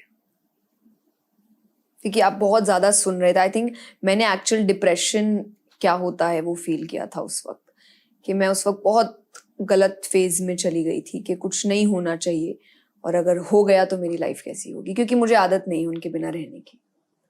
Okay. मेरे इवेंट्स में वो हमेशा मेरे साथ होते हैं, कथा में भी कोई ना कोई एक पेरेंट हमेशा मेरे साथ होता है। तो मैं हमेशा कहती हूँ कि मैं अपना घर साथ लेके चलती हूँ, इसलिए मुझे घर की ज्यादा याद नहीं आती है, क्योंकि मेरे पेरेंट्स मेरे साथ रहते हैं, मैं उन्हें अलग नहीं रखती या दूर नहीं रखती, और मुझे हैबिट नहीं है इस चीज की। तो जब आप उस वक्त इतने न्यूज सुन रहे थे, तो एक हिट करता है ना, जो लाइफ की सच्चाई है, दैट इज डेथ, पर सोचते नहीं उसके बारे में। बट फिर कभी अगर आप सोचने बैठे, तो वो एक अलग दरवाजा खोल सकता है नेगेटिव फीलिंग का, कि उसके बाद लाइफ कैसी होगी। तो आई थिंक वो फेज मेरा बहुत टफ था। कैसे डील किया? डील अपने आप को समझा के कि ये सच है, यही सच है, एंड देन जैसा मैंने कहा, मेरा डील करने का तरीका है सत्संग, भजन, भगवान, स्क्रिप्चर्स, इन चीजों को समझना। बट हाँ, आई वुड से कि एक कहानी मेरे पापा ने मुझे सुनाई थी, ये I think so Gautam Buddha की कहानी है, कि एक वो जिस गांव में थे, वहां पर कोई व्यक्ति आया और उसने कहा कि मेरी मॉम की डेथ हो गई है, और आप तो सब कुछ कर सकते हैं ना, तो आप प्लीज उनको वापस जिंदा कर दीजिए। तो उन्होंने बोला मैं कर दूंगा, बस तुम्हें मेरा एक काम करना है। बोले क्या करना है? बोले मुझे तुम्हें इतने इतने चावल ला के देने हैं किसी भी घर से। बोला बहुत ईजी है, मैं तो किसी भी घर से ले आऊंगा। बोले नहीं, उस घर से जहां किसी की मृत्यु नहीं हुई आज तक। बोला दैट्स नॉट पॉसिबल। एग्जैक्टली, तो तुम्हारा घर नया नहीं है ना, हर घर में हो रहा है, ये रीत है, होना ही पड़ेगा, तुम्हें इसका सामना करना ही पड़ेगा। तो तुम्हें समझना पड़ेगा कि ये आएगा, आज नहीं कल, कल नहीं परसों, 10 साल बाद। बट इसका मतलब ये नहीं आज का टाइम खराब कर दो। तो आज हमें जो टाइम साथ में मिला है, क्योंकि हम इवेंट्स में भी नहीं, बात हम फैमिली में साथ में है, मैं उस वक्त साथ रहने की बजाय ये सोची हूँ कि अगर कुछ हो गया तो क्या होगा, जो कब होगा पता नहीं। तो जो आज का टाइम है आप उसको क्यों खो रहे हो, ये सोच करके बाद में क्या होगा। मेरे दादाजी के गुजरने के पहले डेथ को लेकर मेरा माइंडसेट बहुत अलग था। उस माइंडसेट से अगर मैं आज सोचता, तो मैं अब आपसे ये पूछता कि हमें डेथ इतनी बुरी क्यों लगती है, पर एक्चुअली एक्सपीरियंस करने के बाद अब पता चलता है कि एक वैक्यूम फील होता है आपके रिश्तेदारों का आपकी लाइफ में। पर फिर भी मैं आपसे ये पूछना चाहूंगा कि समाज डेथ के बारे में, डेथ को इतना बुरा क्यों मानता है? क्योंकि वो कहीं ना कहीं आप जो एक उम्मीद लाइफ से अपने रिश्तों से बना के रखे हैं वो तोड़ देता है। रिश्तों से उम्मीद? हाँ, आप फॉर एग्जाम्पल आपके पेरेंट्स, आप एक उम्मीद है कि ये मेरे साथ हमेशा रहेंगे। हम फॉरएवर हमेशा कहते हैं, बट एक्चुअली फॉरएवर कोई रिश्ता होता नहीं है, क्योंकि डेथ है। कोई भी चीज फॉरएवर नहीं हो सकती, और सबसे बड़ी बात, डेथ कब आएगी ये भी आपको नहीं पता है। तो वो डेथ आपके उस मैजिकल वर्ल्ड को खराब कर देता है। जो आप सोचते आ रहे कि ऐसा होगा, उम्मीद किसी भी चीज से, लाइफ से भी आपके ऐसा होगा, उस ऐसा होने में बहुत लोगों का भी तो सपोर्ट है ना, कि ये इसमें साथ होंगे, फैमिली साथ होगी, पार्टनर साथ होगा, या आपको जो हेल्प कर रहे हैं काम में वो साथ होंगे। और कोई एक भी अगर उसमें से हट गया तो आपका वो पिक्चर खराब हो जाता है ना। तो इसीलिए जो चीज आपकी को खराब कर रहा है आपको अच्छा नहीं लगता। दूसरा इज, आप जो एक इमोशन जोड़ के रखे हैं सबसे, वो इमोशन इतना हाई लेवल का है कि आप उनके बाद टूट जाते हैं। तो शायद वो बार बार आना या किसी ना सिचुएशन में आना भगवान का एक तरीका आपको बताने के लिए कि जो हो अकेले ही हो। Attachment, detachment. हाँ, कि रहना है बट फिर भी जानना, जो मैंने कहा बैक ऑफ द माइंड आपको जानना है, अकेले ही आए थे अकेले ही जाओगे, इसलिए सिचुएशंस को अकेले ही हैंडल करना पड़ेगा। Okay, wow. तो ये पूरा पॉडकास्ट अटैचमेंट और डिटैचमेंट के बारे में बन रहा है। हाँ जी। ऑलराइट, आपके अनुसार जया किशोरी को लेकर लोगों के मन में 3 गलत फहमियां क्या है? मिसकंसेप्शंस अबाउट कि यू। मैं एक साधु या संत हूँ जिसने वैराग्य पर आप ले हो। बट नहीं। सी, आप मेंटली अगर इस बात को बोलते हैं तो मे बी आप एक फिर भी मैं नहीं मानती इस चीज को, क्योंकि मुझे ऐसा लगता है कि नहीं, बहुत बड़ी पदवी है और मैं अभी उस जगह के लिए तो बिल्कुल भी लायक नहीं हूँ, क्योंकि मैं अभी भी बहुत सीख रही हूँ। जस्ट बिकॉज मैंने बहुत यंग एज से शुरू किया था, तो मे बी कई बार होता है ना कि आप अपनी ही चीजों से बहुत कंफ्यूज होते हैं, तो आप अपने ट्रैप से पहले बाहर निकल रहे हैं कि हाँ, पहले जो सीखा अब नई चीजें सीख रहे हैं, और अब आपको समझ रहा है पहली कुछ चीजें सही नहीं थी तो अब उससे बाहर निकल रहे हैं। तो I think I would say कि मैं एक साधु या संत हूँ, और बाहर से तो बिल्कुल भी नहीं हूँ। तो जो एक मिसकंसेप्शन है उनके हिसाब से, तो मुझे ऐसा लगता है, जो मैं बार बार कहती भी रहती हूँ कि मैं नहीं हूँ, मैंने वैराग्य नहीं लिया है, मैं शादी करूंगी, मेरी फैमिली होगी, सब कुछ होगा, और एक बहुत ही नॉर्मल, जैसे आपके हमारे घर में बच्चे होते हैं, मैं बिल्कुल वैसी हूँ। एक ये है। दूसरा हो सकता है, जो मैं आपने कहा कि बहुत बहुत नॉलेज है और एकदम एक सागर है, नहीं है ऐसा कुछ। और आप मुझ जैसे आप भी बन सकते हैं, और उसमें बस इतना है कि आपको आपके काम के प्रति थोड़ा सा डेडिकेटेड होना पड़ेगा, क्योंकि मैं डेडिकेटेड बहुत हूँ, और मैं सैक्रिफाइसेस मेरे लिए मायने नहीं रखते अगर मेरे काम में वो हेल्प कर रहा है मुझे, because I love my work. तब मैंने बहुत चीजें सैक्रिफाइस की अपनी लाइफ में, बहुत इंपॉर्टेंट चीजें जो वापस कभी नहीं आएगी। फॉर एग्जाम्पल मेरा बचपन, मैंने वो सैक्रिफाइस किया है, क्योंकि मैंने यंग एज, तो मुझे पता है वापस नहीं आएगा, पता इट्स ओके, क्योंकि जो मेरे पास है बहुत इंपॉर्टेंट है, वो लोगों को, कईयों को चाहिए। फॉर एग्जाम्पल, चाहे वो मेरा खुद का दिमाग है, मेरा बिहेवियर है, माइंडसेट है, कि हमें वो चाहिए, मुझे ऐसा लगता है वो उसी का बाय प्रोडक्ट है, क्योंकि मैंने उन चीजों को देखा है। तो कि आप नहीं बन सकते, या ये बहुत ही हैवी काम है और आप इसको ये बोल के छोड़ दो कि नहीं नहीं ये तो हमारे बस की बात नहीं, या समवन स्पेशल, ऐसा कुछ भी नहीं है। आप मेहनत करो तो आपको सब मिल जाता है। थर्ड, आई थिंक इतना ही। और एक थर्ड कुछ ऐसा अजीब, अगर नेगेटिव सा कुछ हो तो मैं नहीं हूँ वैसी, आई वुड से कि मैं बहुत ही पॉजिटिव हूँ, और मुझे पॉजिटिव रहना अच्छा लगता है। मुझे नेगेटिविटी या उन चीज़ों से दूर रहना काफ़ी पसंद है, इसलिए कई इंपॉर्टेंट चीज़ें मुझसे छूट जाती है। बट मुझे ऐसा लगता है कि नहीं, ठीक है, कुछ लोग होने चाहिए जिनके पास आके आप सिर्फ हंसे या आप मुस्कुराए, एंड मुझे वो इंसान बनना पसंद होगा, कि जहाँ आके आपको सिर्फ खुशी महसूस हो और कुछ भी नहीं। ओके। एक इंसान में आप पहले फर्स्ट इंप्रेशन में कौन सी 3 चीजों को नोटिस करते हो? बात करने का तरीका, लाइक पर्सनालिटी वाइज कैसे बात कर रहे हैं। आंखें, क्योंकि कहा जाता है कि आप स्थिरता और चंचलता देखते हैं, कि अगर जो आंखें स्थिर होती है, वो हो सकता है कि काफी ज्यादा स्पिरिचुअलिटी की ओर जाती है, और जो बहुत चंचल होती है वो उनका माइंड आई थिंक बहुत कंफ्यूज है या बहुत भाग दौड़ रहा है, तो वो शो करता है कि अभी थोड़ा सा स्पिरिचुअल प्रोग्रेस नहीं हुई है। तो आंखें, आई वुड से, बात करने का तरीका एंड वाइब, वो आपको आ जाती है। मतलब मैं कई लोगों से मिली हूँ और एक दो तो ऐसे जिनसे मैंने कभी बात भी नहीं की है, but you just don't feel good when you are around them. क्यों? आई थिंक वो एनर्जीज होती है कि उनका वो बाहर नहीं आया है, but I think may be कोई नेगेटिव एनर्जी है आसपास, या वाइब है गलत, या मैं ऐसा मानती हूँ कि जब आप ऑनेस्ट नहीं होते हैं तो जो रियलिटी में जो इंसान वाइब्स को समझता है वो फील कर जाता है। फॉर एग्जाम्पल बच्चे, आई वुड से, बच्चे वाइब समझते हैं। आप बच्चों को गोद में बैठाइए, अगर जिसको नहीं बैठना होगा वो नहीं बैठेगा आपके पास, वो पूरी बॉडी इधर उधर कर देगा पर वो आपके पास नहीं बैठेगा, और जिसको बैठना होगा वो चुपचाप आके आपकी गोद में, अननोन की गोद में भी जाके बैठ जाएगा।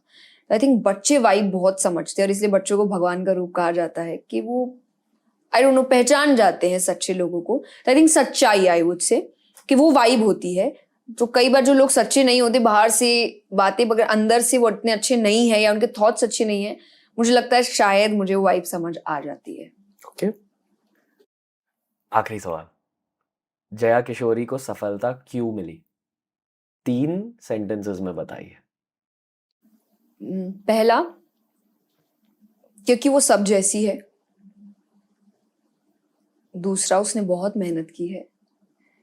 और तीसरा, उसने भगवान का साथ नहीं छोड़ा है। भगवान का साथ नहीं छोड़ा?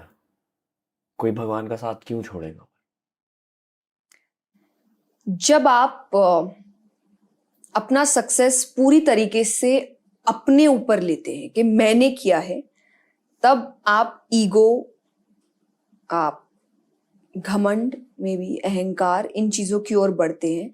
जैसे जैसे आप नेगेटिव फीलिंग की ओर बढ़ते हैं, आप भगवान से दूर जाते हैं।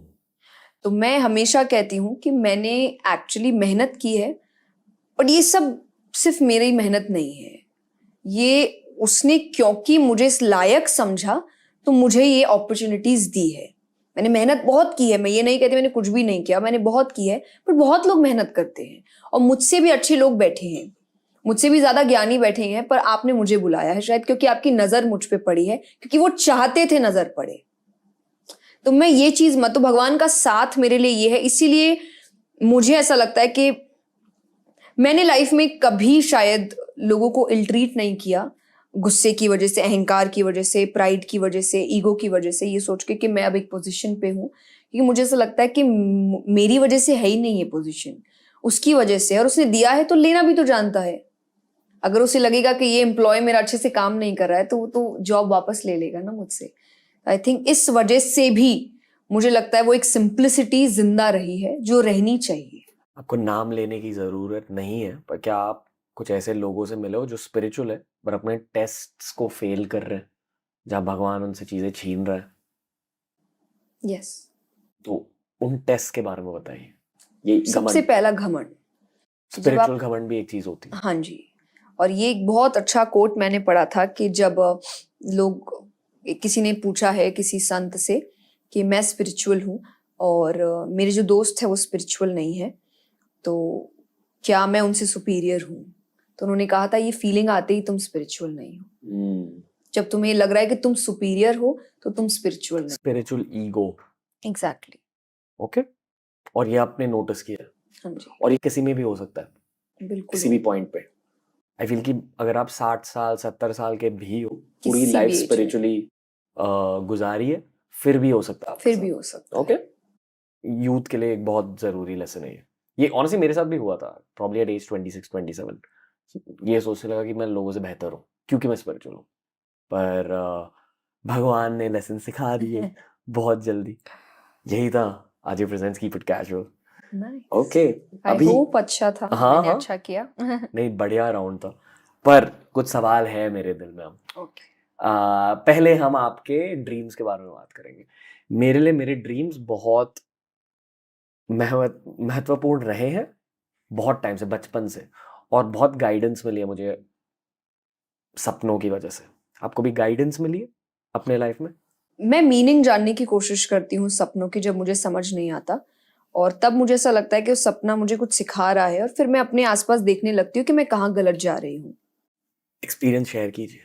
फॉर एग्जाम्पल एक मैंने बचपन से सुना है कि जब आप कुछ ऐसा सपना देखते हैं कि जहाँ आप ऊपर से नीचे गिर रहे हैं, दैट शोज कि आप कहीं गलत जा रहे हो, जो पोजीशन आपके पास है वो छिनने वाली है, बिकॉज आप एक नेगेटिव फीलिंग की ओर बढ़ रहे हो, तो जिसको हम अवनति कहते हैं, उन्नति अवनति, नीचे गिर रहे हो तुम, तो ना गिरो। उसके लिए मैं अपना काम शुरू करती हूँ कि क्या मैं कुछ गलत कर रही हूँ, क्या मेरा प्रोसेस गलत जा रहा है, तो कहीं ना कहीं आपको आंसर्स मिलने लगते हैं।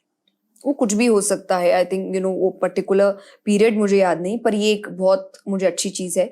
एक बार मुझे बहुत सुंदर सपना देखा था, और मुझे जल्दी से भगवान सपनों में नहीं दिखते हैं, और मुझे बहुत अजीब लगता है कि मुझे क्यों नहीं दिखते हैं, बट मैंने एक बार मतलब मैंने शिव जी को सपने में देखा था, और तब मैं किसी एक काम के लिए आई वुड से मैं शिव जी की ही मालाएं कर रही थी, पर मुझे कंफ्यूजन था कि वो होना चाहिए कि नहीं होना चाहिए, होना चाहिए कि नहीं होना चाहिए।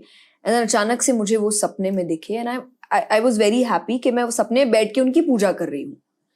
तो तब मुझे ऐसा लगा कि वो उस वक्त शायद बता रहे कि सही जा रहा है, ये जरूरी है, कीप डूइंग दैट वर्क। तो मुझे ऐसा लगता है मेरे सपने कई बार मेरे कंफ्यूजन्स को दूर करते हैं, या जो आपने गाइडेंस कहा कि मैं कभी गलत जा रही हूँ, तो वो आपको गाइड कर देते हैं कि नहीं, ये गलत रास्ता है, इस रास्ते तुमको जाना है। क्या देखा आपको सपने में? मुझे एक प्योरली सब पूरी वाइट प्लेस है, अब आई डोंट नो स्नो है क्या है, बट एकदम वाइट है, बीच में you have Shankar ji and I am just sitting in front of him and doing puja. So मुझे, और उस वक्त जैसे मैंने कहा कि मैं किसी काम के लिए माला कर ही रही थी, और शिव जी की ही कर रही थी, पर मुझे वो काम कंफ्यूजन लग रहा था कि वो मुझे करना चाहिए, नहीं करना चाहिए, या कंटिन्यू करूं कि नहीं करूं। एंड देन फिर वो आया, एंड देन मैंने कंटिन्यू किया, देन सब सही हो गया।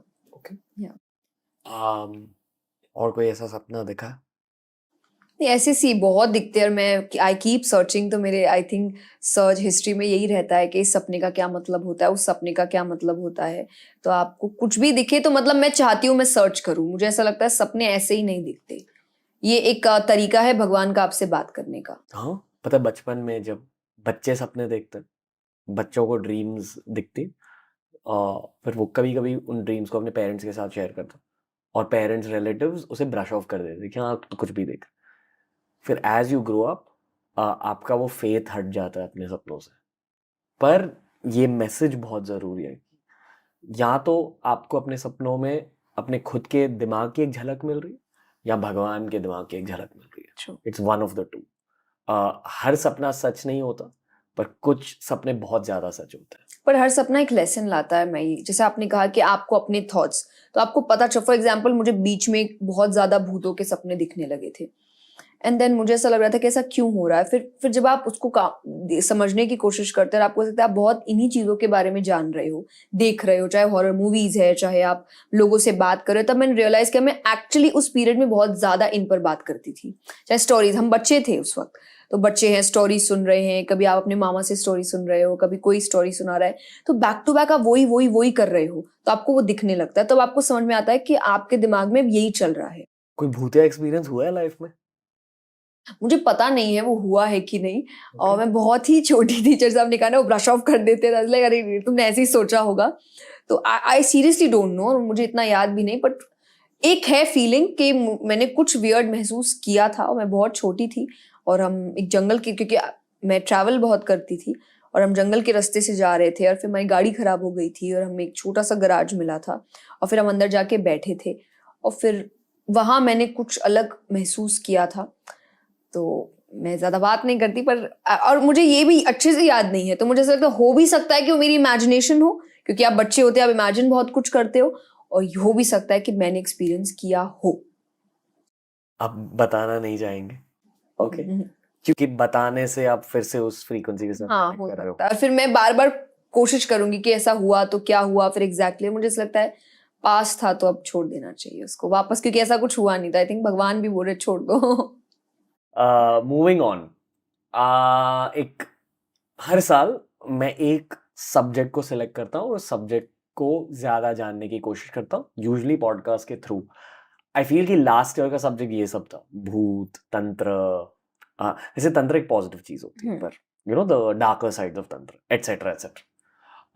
इस साल सिर्फ नॉलेज के लिए, मैं उस नॉलेज को शायद अप्लाई भी नहीं करूंगा, सोचूंगा भी नहीं, पर सिर्फ नॉलेज अक्यूमुलेशन के लिए मुझे एस्ट्रोलॉजी, न्यूमरोलॉजी, इन चीजों के बारे में बस सीखना है कि क्या है इन चीजों में। सेम।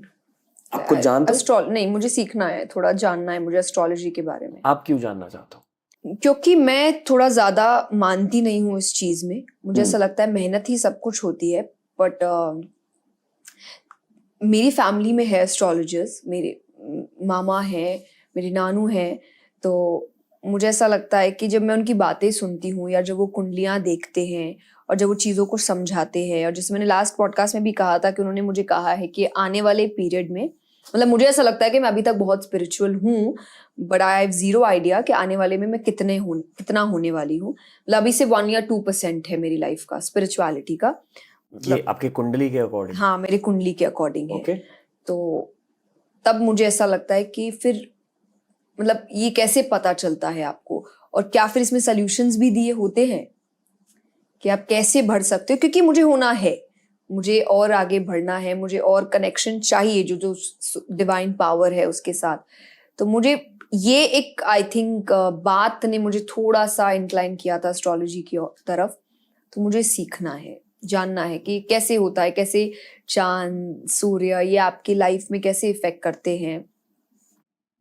आपने कभी खुद का चार्ट पढ़ा है? आप खुद के चार्ट को जानते हो? नहीं, पढ़ा नहीं है, उनके वो बस उनके सामने रहता है, वो पढ़ते रहते हैं, तो मैंने इतना समझा नहीं है, बट मुझे समझना है। जैसा मतलब वो जब बात करते हैं तो मुझे बहुत अच्छा लगता है, या बहुत क्यूरियस फील होता है कि ये कैसे पता चल रहा है आपको, और क्या क्या पता चल सकता है, क्योंकि हर कोई एक चीज नहीं बताता है आपको, सबका अपना अपना ज्ञान होता है और अपना अपनी अपनी जिज्ञासा होती है समझने की।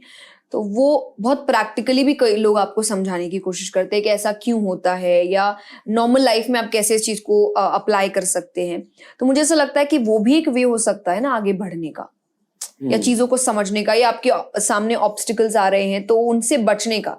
कई बार आपको ऑब्स्टिकल्स पता नहीं होते हैं, पर अगर आपको बताने वाली जगह मिल जाए या बताने वाला टूल मिल जाए कि ऑब्स्टिकल आने वाला है, आई नो मैं ऑब्स्टिकल हटा नहीं सकती, बट पार कैसे करना है ये तो मैं जान ही सकती हूँ। मुझे रास्ता अगर खराब है समझ आ जाए तो मैं गाड़ी धीरे चलाऊंगी ना, मैं स्पीड में नहीं जाऊंगी। आपके चार्ट के अकॉर्डिंग कुछ नेगेटिव एलिमेंट्स है कि हो सकता है मैं शादी करूँ ना करूँ, ये कंफ्यूजन रहे लाइफ में, जो मुझे ऐसा लगता है कि मुझे तो करनी है और हमेशा से थी, बट ये एक है कि हो सकता है मैं पीछे हटूं वो ना। ख्वाहिश है आपके दिल में? हाँ, आप नॉर्मल लाइफ तो आप सभी चाहते हैं आपकी अपनी फैमिली एंड सब कुछ हो हमेशा से, फैमिली के लिए? या फैमिली के लिए, कंपेनियनशिप के लिए, पार्टनर के लिए, यू ऑलवेज नीड समवन एक ना एक टाइम पे। सो आपको कभी लोनलीनेस महसूस होता है? नहीं, बिल्कुल नहीं?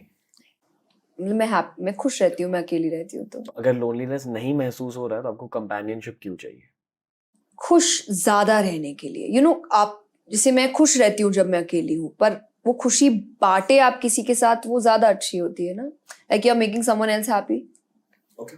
और maybe back of the mind, क्योंकि आपकी एक फैमिली है तो आपको वो अकेलापन अकेलापन लगता नहीं है। You need your space right now. लेकिन जब आपको पता आपके आसपास कोई है ही नहीं, मतलब आप अकेले ही हैं, मतलब आप अकेला टाइम नहीं मांगेंगे क्योंकि आप अकेले ही, सारा ही टाइम आपका अकेले है, मे बी उस वक्त वो हिट करता है आपको। तो उसके लिए लोग एक फैमिली के बाद दूसरी फैमिली स्टार्ट करते हैं, कि जो पहली फैमिली है वो एक टाइम बाद चली जाएगी आपकी, और तब आप दूसरी फैमिली की तैयारी में। ये भी एक रीजन हो सकता है कि इंसान दूसरी फैमिली बनाता है ताकि वो अकेला कभी रहे ही ना। और इसीलिए फैमिली जब होती है तब वो स्पेस मांगता है। क्या आप ये मानते हो कि हर इंसान के दिल में उसे पता रहता है कि हाँ मुझे शादी करनी है या मुझे बच्चे चाहिए, या शायद इस जन्म में मुझे बच्चे या फैमिली नहीं चाहिए, ये पहले से ये प्री डिसाइडेड होता है? ये कहते तो है ही कि शादी प्री डिसाइडेड होती है। आप ये मानते हो? मैं ये मानती हूँ कि इंसान आपको किसी रीजन से मिलता है, तो वैसे ही आपका पार्टनर भी आपको मिलता है। अब वो चाहे लव मैरिज हो कि अरेंज मैरिज हो, आई डोंट नो, बट आपको रीजन से मिलते हैं। और कौन शादी के रीजन से मिला है, कौन आपको एक लेसन के रीजन से मिला है, ये प्री डिसाइडेड होते हैं। ओके। अब आखिरी सेगमेंट पे मैंने सिर्फ ये सेगमेंट प्री प्लान करी थी इस पॉडकास्ट के पहले, क्योंकि शायद मेरे खुद के जर्नी में मैं यहाँ तक पहुँच चुका हूँ, इस फेज तक पहुँच चुका है, आई एम श्योर आप भी इस फेज तक पहुँच चुके हो। चांटिंग यानी कि मंत्र जाप। आपने पिछले पॉडकास्ट में कहा कि आप हर रात मंत्र जाप करते हो, एम आई राइट? यस। कौन से मंत्र करते हो, क्यों? और ये भी पूछना चाहूंगा कि अगर आप एक मंत्र बहुत टाइम के लिए करते हो, आप उस मंत्र को और ज्यादा गहराई से जानने लगते हो। जैसे कि मैं जिंदगी भर गायत्री मंत्र कर रहा हूँ बचपन से, बट अब मैंने एक किताब पढ़ी, ओम स्वामी की एक किताब है गायत्री मंत्र के बारे में, पूरी किताब है एक मंत्र के बारे में, बहुत कुछ जाना उस किताब से। पर उस किताब को पढ़ने के बाद मैंने दूसरे मंत्रों के बारे में भी जाना कि मंत्र में किस तरह का पावर होता है, और ये हर रिलीजन में होता है। जैनिज्म, बुद्धिज्म, सिखिज्म, क्रिश्चियनिटी, इस्लाम, हर रिलीजन में मंत्र होते हैं। शब्दों में एक पावर होता है, एंशिएंट लैंग्वेजेस, भाषाओं में, प्राचीन भाषाओं में पावर होता है। और ये सब कॉन्टेक्स्ट देने के बाद अब मैं आपको आपके मंत्र जाप के बारे में पूछना चाहूंगा। कितने मंत्र करते हो? अलग अलग मंत्र करते हो, आई एम अज्यूमिंग। हाँ, अलग अलग सी सो कुछ है जो आप अपने काम के लिए करते हैं कि आप इन चीजों के लिए, कि ये इसके लिए, वो उसके लिए अलग। जी। बट एक मंत्र है जिसका मैं काफी जाप करती हूँ, जो मेरा मेन मंत्र, दैट इज ओम नमः शिवाय। ओके। हाँ, फर्स्ट थिंग कि मेडिटेशन, जो हमने लास्ट में बात की थी, मेडिटेशन के जो सब कुछ है वो है शिव जी, जो हर वक्त समाधि में बैठते हैं। तो अगर आप समाधि के लिए, आई मीन मेडिटेशन के लिए कुछ कर रहे हैं, तो आप जो गुरु है उनसे ही आपको करना चाहिए, आई थिंक, मुझे ऐसा लगता है। तो मैंने उन्हीं से शुरुआत करी थी। और जैसा आपने कहा, तो उसको शास्त्रों के अनुसार कहते हैं मंत्रों की सिद्धि। कि आपको एक मंत्र लीजिए और उसको आपको कंटिन्यू उसका ही जाप करना है, और उस मंत्र की आप सिद्धि प्राप्त करते हैं कि अब उस मंत्र से ही आप सब कुछ करेंगे। अब मुझे कुछ भी चाहिए तो मुझे वही मंत्र का जाप करना है। मुझे इमोशंस भी ठीक करने हैं, अगर मैं सैड हूँ, जो भी हूँ, मैं उसी मंत्र का जाप करूंगी। यानी उस मंत्र से अब मुझे जो चाहिए वो उसी से मिलेगा।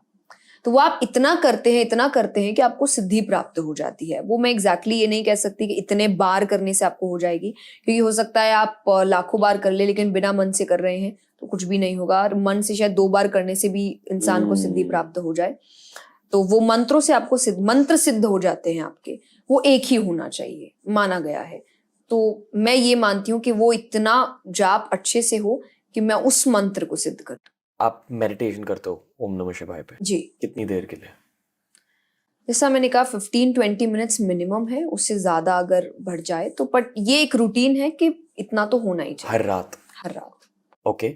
तो जब आप वो मेडिटेशन शुरू करते हो, पहले आई एम अज्यूमिंग कि पहले आपके थॉट्स होते हैं, दिन में क्या हुआ, कल क्या हो रहा है, फिर आप शांत हो जाते हो एक पॉइंट पे, एम आई राइट?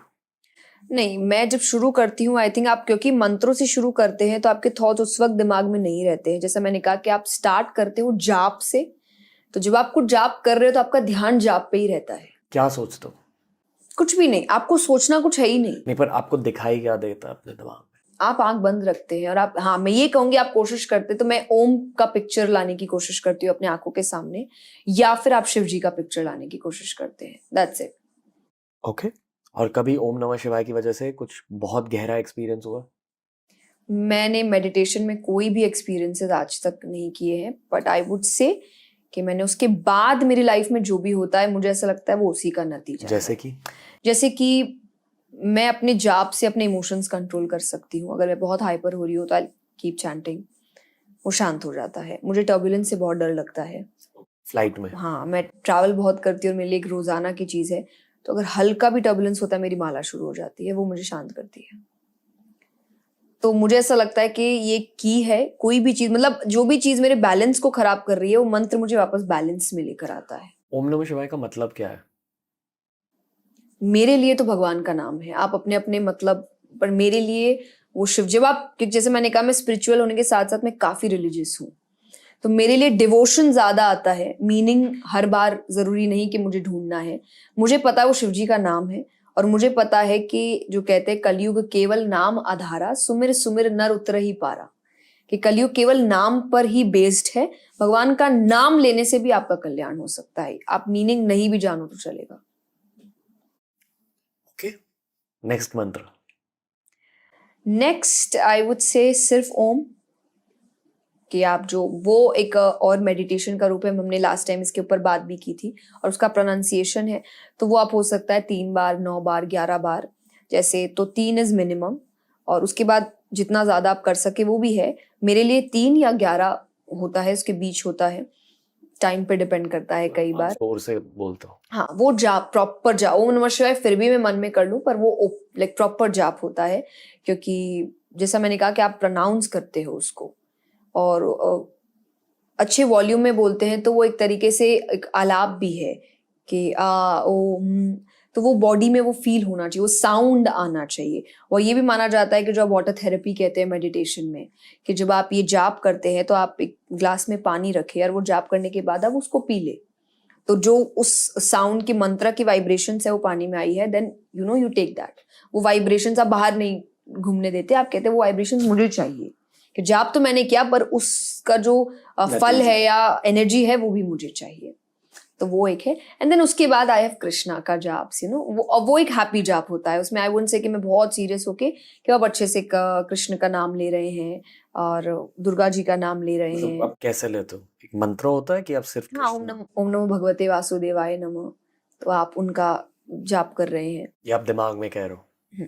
ये मैं दिमाग में भी कह सकते हैं, आप हल्का धीरे धीरे भी कह सकते हैं, बट बहुत जोर से नहीं, आपके अंदर वो फील होना चाहिए आपको। ओके। आप नए मंत्र जानने की कोशिश कर रहे हो या करते हो? नहीं, क्यों मुझे नहीं? ऐसा, क्योंकि जैसा मैंने कहा कि आप सिद्धि एक ही मंत्र को लेकर होती है और उसी को लेकर आपको कंटिन्यू होना चाहिए, और मैंने एक रूटीन बनाया है अपना। तो मुझे ऐसा लगता है कि जब आप उस रूटीन पे ट्रस्ट नहीं कर रहे हो तो शायद आप नए जाप की ओर जा रहे हो। मुझे अच्छा लगता है जानना कि आप मुझे कुछ बताएंगे कि ये जाप अच्छा होता है ना, मुझसे हाँ वेरी नाइस, और अगर वो चलते फिरते आई कैन डू दैट कि मुझे ये जाप अच्छा लगा, बट वो मेरे मेडिटेशन का एक प्रोसेस बनेगा, आई डोंट थिंक सो। अभी आई वुड से कि मुझे ऐसा लगता है, मैं इस पर ट्रस्ट है मुझे कि आज जो भी चेंज मुझे चाहिए अपनी जिंदगी में, यूनिवर्स में, जो भी ये लेकर आएगा। और जैसा कहते हैं ना कि आप जब किसी चीज पे ट्रस्ट करते हो तो फिर आप दूसरी ओर बढ़ते नहीं हो, और अगर आप बढ़ रहे हो इसका मतलब इस पे ट्रस्ट नहीं कर रहे हो, और डिवोशन ट्रस्ट के बिना नहीं चलता। तो मंत्र तभी चलेंगे जब आपको उस मंत्रों पर ट्रस्ट होगा। बिना ट्रस्ट के आई डोंट थिंक वो सिद्धि आपको मिल सकती है। हाल ही में मैंने एक भजन की डिस्कवरी करी, जिसका बहुत ज़्यादा इम्पैक्ट रहा है, स्पेशली इस फेज में। इस पूरे पॉडकास्ट में मैं बहुत रो रहा था कि लाइफ में ये हो रहा है वो हो रहा है, पर इस भजन से मुझे बहुत पावर मिल रहा है। यूट्यूब से डिस्कवर किया मैंने। एक यूट्यूबर है जील, आई थिंक उनका हैंडल साइबर जील है, और ये भजन का नाम है बजरंग बाण। ओके, जिस तरह से हनुमान चालीसा हो, स्तुति हुई एक स्तुति मतलब भजन, जिसे स्तुति माने जैसे हनुमान चालीसा एक स्तुति है, वैसे ही बजरंग बाण। पहली बार मैं शब्द सुना। हाँ, हाँ। क्या मतलब? मतलब नहीं, मतलब ये एक जैसे आपकी आरतियां होती है, ये एक बनाया हुआ है भजन। You can change the words. अपने मन से आप भजन लिख सकते हो, आप भजन बना सकते हो, बनाने के बाद भी you can change the words. स्तुतियां चेंज नहीं होती, you can not create Hanuman Chalisa again. Hanuman Chalisa is stuti, Bajrang Baan is stuti. Okay okay, anyway. तो जिस तरह से हनुमान चालीसा एक बहुत शुद्ध स्तुति है जहां आप बेसिकली सेलिब्रेट कर रहे हो हनुमान जी को, बजरंग बाण हनुमान जी के लिए एक चैलेंज है कि अगर आप सच में राम भक्त हो तो आके मेरी मदद करो। तो उसमें ये भी कहा गया बजरंग बाण में कि आपको हर समय बजरंग बाण सुनने की ज़रूरत नहीं है। सिर्फ जब हनुमान जी की ज़रूरत लगे तब उन्हें, अगर आपको जल्दी से बुलाना है तब बजरंग बाण यूज़ कीजिए। मेरी इंजरी की वजह से मैं यूज़ कर रहा हूँ बजरंग बाण, हर दिन सुन रहा हूँ बजरंग बाण, और आई फील कि डेफिनेटली कुछ फ़ायदे मैं बदल रहा हूँ, मैं डिटैचमेंट ज़्यादा सीख रहा हूँ। मेरी फिजिकल बॉडी की ताकत वापस थोड़ी स्लोली आ रही है, पर डेफिनेटली आ रही है, पर मेंटल ताकत बढ़ रही है। पर इसके अलावा हाल ही में राजर्षि नंदी सर की वजह से, जो जिन्होंने हमें तंत्र के पॉडकास्ट दिए, उनसे मैंने कुछ तांत्रिक मंत्रों के बारे में सीखा।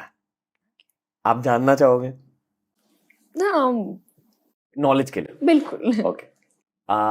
तांत्रिक मंत्रों में जैसे ओम एक शब्द होता है जिसमें फ्रीक्वेंसी होती है, उसी तरह सनातन धर्म में कुछ ऐसे शब्द होते हैं जिनमें एक अलग तरह की फ्रीक्वेंसी है। मैं कुछ बोलूंगा, फिर आप ये कहो कि आपको क्या महसूस होता है। ओम। ये एक्चुअली ओम है, जिसका जैसे मैं कहती हूँ जाप करती हूँ, यही है। तो जब आप इसको पूरी तरीके से जाप करते हैं, दैट इज दिस। पर आपको महसूस क्या हुआ? आई थिंक मेरा मेडिटेशन प्रोसेस मुझे याद आता है इसको सुन के। अब मैं एक तांत्रिक मंत्र कहूंगा, ठीक है। ओम ह्रीम बटुकाय आपदु धारणाय कुरु कुरु बटुकाय ह्रीम। आई फील कि ह्रीम एक तीर होती है और मंत्र के लिए, ऐसा ना मंत्र को एक तीर पर अटैच करो और वो तीर छोड़ रहे हो। आई फील कि मैं इंटुइटिवली कह रहा हूँ। इस मंत्र पर मैंने बहुत जाप किया। बेसिकली कहते हैं कि जिस तरह से कृष्ण भगवान विष्णु जी के अवतार हैं, या राम जी विष्णु भगवान के अवतार, उसी तरह शिव जी के भी कुछ अवतार होते हैं। और कुछ लोग मानते हैं कि हनुमान जी शिव जी के एक जी। अवतार है। पर अवतार होने के अलावा शिव जी के भैरव होते हैं, यानी कि उनकी एक प्रोजेक्शन होती है। अभी मुझे पता नहीं मैं हिंदी में कैसे समझूं, आप ट्राई करोगे मतलब क्या हो, लाइक उनसे निकल के आया है भैरव, ठीक है। अलग अलग भैरव होते हैं, उनमें से एक भैरव है काल भैरव। अलग अलग भैरव के अलग अलग पर्पसेस होते हैं, मिशंस होते हैं। पर सारे भैरव एक भैरव की वर्शिप करते हैं जिसका नाम है बटुक भैरव। जिस तरह से कृष्णा का एक बाल कृष्ण रूप होता है, उसी तरह शिव जी का एक बाल शिव रूप है। और उस बाल शिव रूप को आप बटुक भैरव मान सकते हो। अगर मैंने आपको, आई मीन आप एक कृष्ण भक्त हो, तो कृष्ण से रिलेटेड कुछ ट्रेट्स आपके दिमाग आपके दिल में, जैसे कि आप बोलो। प्लेफुलनेस, आई थिंक विजडम, धर्म, पर अगर मैंने आर्ट। बाल कृष्ण की बात करी, प्लेफुलनेस, एंजॉयमेंट, लव। लव। या अभी शिव जी के कुछ ट्रेट्स बताइए। मेडिटेशन, एंड, अंत, क्योंकि वो मृत्यु है। Love, because of Sati Mata और Parvati ji, I think epitome of love. अभी बाल शिव के बारे में कुछ बताइए आपके अकॉर्डिंग। पावर, क्योंकि डिफरेंट जो बच्चा पावरफुल हो वो डिफरेंट होता है। तो आई थिंक वो बचपन से, क्योंकि मैंने उनका जो बाल रूप, क्योंकि मैंने पढ़ा नहीं है उनके ऊपर, बट जैसे एक माता अनुसुईया की कथा आती है, जो उनका एक अवतार हुआ अंश से। तो दुर्वासा ऋषि जो हुए थे वो महादेव जी के ही अंश से हुए थे, माता अनुसुईया क्या। बट मैंने उनके बारे में पढ़ा नहीं है। बट तो ये भी एक है कि child like behaviour, but power और सीरियसनेस। ये आपने क्यों कहा? ये मुझे भी महसूस होता है, पर सीरियसनेस क्यों कहा? क्योंकि वो हर वक्त समाधि में रहते हैं। मतलब सबसे ज्यादा इमोशंस भी वो कई बार आपको दिखा, जैसे सबसे भोले भगवान माना गया है उनको, कि वो बहुत भोले हैं। भोले, वेरी सिंपल, कि हो सकता है इधर उधर भी चीजें हो जाए, जो मांग ले वो दे दिया, बाद में आपको पता चले कि नहीं देना चाहिए था, ये भी हो सकता है। जैसे भस्मासुर एक कथा है, आपको अगर बताओ। तो भस्मासुर की कथा क्या है कि उसने महादेव जी की तपस्या करी और महादेव जी से वरदान मांगा कि मैं जिसके सर पे हाथ रखूं वो भस्म हो जाए। बिकॉज ही इज सो भोले कि वो आप जो मांगो आपको दे देते हैं, उन्होंने दे दिया। अब वो वहां खड़े होके थोड़ा वेट करने लगे, देन उन्होंने बोले क्या हुआ, तो बोले मुझे ट्राई करना है ये। तो बोले ट्राई कैसे करना है, बोले पहला हाथ ही आपके ऊपर रखना है। तो देन वो विष्णु भगवान के पास जाते हैं, शंकर जी, एंड देन विष्णु भगवान मोहिनी अवतार लेते हैं, दैट इज ब्यूटी। और वो ब्यूटी के सामने जब भी एक ऐसा व्यक्ति जो सिर्फ ब्यूटी देखता है, या जो कहते हैं जो कामी होता है बहुत ज्यादा, वो ब्यूटी के आगे सब भूल जाता है, अपने प्रिंसिपल्स भूल जाता है, अपने काम भूल जाता है, अपना कार्य भूल जाता है, पागल हो जाता है वो। तो वो भूल गए, and then she started dancing the Mohini avatar. And then वो जब पास आने लगा भस्मासुर, तो भगवान ने उनसे कहा कि नहीं, अगर मेरे पास आना है तो मुझे कॉपी करना पड़ेगा। And she started dancing. तो वो भी डांस करने लगे, एंड देन एंड में विष्णु भगवान ने अपना ही हाथ सर पे रखा और उसने अपना हाथ अपने सर पे रख लिया, तो भस्मासुर वहीं पर भस्म हो गया। तो एक आ गया, वो इतने भोले हैं कि कई बार वो बिना सोचे समझे भी आपको हाँ कर देते हैं कि ठीक है तुमने जो मांगा वो तुम्हें मिल गया। बट वो अपने इमोशंस जल्दी से बाहर नहीं, लव भी जल्दी से बाहर नहीं आता। आप उनका कोई भी रूप देखिए तो मोस्टली उनके आंख बंद है, या वो है भी तो स्ट्रेट फेस के साथ है। बहुत जल्दी से आपको बहुत प्लेफुल नहीं दिखते हैं, या बहुत स्माइल, कृष्ण जी के आप बहुत अवतार देखेंगे, डांसिंग अवतार, बट वो नहीं दिखते, बट फिर भी उनके लिए माना गया कि एपिटमी ऑफ लव है, प्यार के लिए इतना इंतजार किया, इतना कुछ किया, गुस्सा आता है तो तांडव करने लग जाते हैं, बट वो जल्दी से दिखता नहीं है, दिखता कभी ना कभी में एक बार है, बाकी वो एक ही पोस्चर में रहते हैं, दैट इज सीरियसनेस, या फिर आप कह सकते हैं बैलेंस। बैलेंस इज कि ना हंसी है ना दुख है, कुछ भी नहीं है, एक बैलेंस बना हुआ है, दैट इज शिव जी। पता नहीं अगर मैं ये सब्जेक्टिवली कह रहा हूँ मेरे दिल के अकॉर्डिंग या मेरे लाइफ के अकॉर्डिंग, पर मेरे लिए बाल शिव का मतलब पावर कंबाइंड विद ह्यूमिलिटी है। बहुत पावर देंगे पर आपको ह्यूमिलिटी भी देंगे, जी और ह्यूमिलिटी शायद आप पर फोर्स करवाएंगे लोगों को आपकी लाइफ से निकाल के, आपको मुश्किल स्थितियों में डाल के। तो, और आपको टेस्ट कर करके, जितना ज़्यादा टेस्ट पास करोगे उतना ज़्यादा आपको पावर भी मिलेगा। ये वैसे मंत्र कहने की एक वजह नहीं होनी चाहिए। आई फील कि मंत्र सिर्फ और सिर्फ स्पिरिचुअलिटी और स्पिरिचुअल ग्रोथ के लिए होना चाहिए, भगवान से कनेक्ट होने के लिए। जी पर मंत्रों में अलग पावर होते हैं और आपकी लाइफ में चेंजेस आ सकते हैं इन चीज़ों की वजह से। अगर आपने तांत्रिक मंत्र और ज़्यादा पढ़े, रीम जैसे और बहुत सारे शब्द होते हैं, फट एक शब्द होता है, फट, मुझे पता भी नहीं इसका मतलब क्या है, पर जिस तरह से मैंने रीम को एक तीर से कंपेयर किया, उसी तरह मुझे ये लगता है कि फट मतलब एक एक्सप्लोसिव एनर्जी होती है शायद, आई डोंट नो। और यहाँ मेरी स्पिरिचुअल नॉलेज स्टॉप हो जाती है। This is where I have reached in my own journey. तो लाइफ में चेंजेस हो रहे हैं इन तांत्रिक मंत्रों की वजह से। लोग हट रहे हैं, सिचुएशंस हट रहे हैं, मुश्किलें भी हट रहे हैं, पर मैं क्यूरियस हूँ कि लाइफ के अगले फेज में क्या होने वाला है, और इन पॉडकास्ट की वजह से उस क्यूरियोसिटी को फुलफिल करता हूँ। कैसा रहा आज का एपिसोड? बहुत अच्छा रहा, बहुत। आई थिंक जो आपने स्टार्ट में मुझसे कहा था कि हम थोड़ा और डीप जाने वाले हैं, आई थिंक हम गए हैं। सो आई डोंट नो कि जब हम देखेंगे तो मुझे ऐसा लगता है मुझे भी कई चीज़ों के आंसर्स मिल सकते हैं, क्योंकि जब आप कुछ ऐसी बात करते हैं जिनके बारे में आपको पता नहीं है कि आप क्या बात करने वाले हैं, जैसा मैंने कहा, आप एक थर्ड इन्फॉर्मेशन बाहर निकालते हैं, और वो मुझे भी तब पता चलेगा जब मैं देखूंगी कि मैंने ऐसी क्या बात बोली है जो शायद नोइंगली या कॉन्शियसली मुझे नहीं पता कि मेरे अंदर हो सकती है। Thank you for that. No thank you. जब मैं पॉडकास्ट रिकॉर्ड कर रहा होता हूँ, मैं पूरे कंटेंट क्रिएटर जोन में चला जाता हूँ कि क्या मैंने अच्छा सवाल पूछा है, अब अगला सवाल मुझे क्या पूछना चाहिए, किस टैंजेंट पर लेके जाना चाहिए। मेरा फोकस बहुत ज़्यादा रहता है, और उस वजह से शायद मैं पॉडकास्ट को कंज्यूम नहीं कर पाता शूटिंग के टाइम।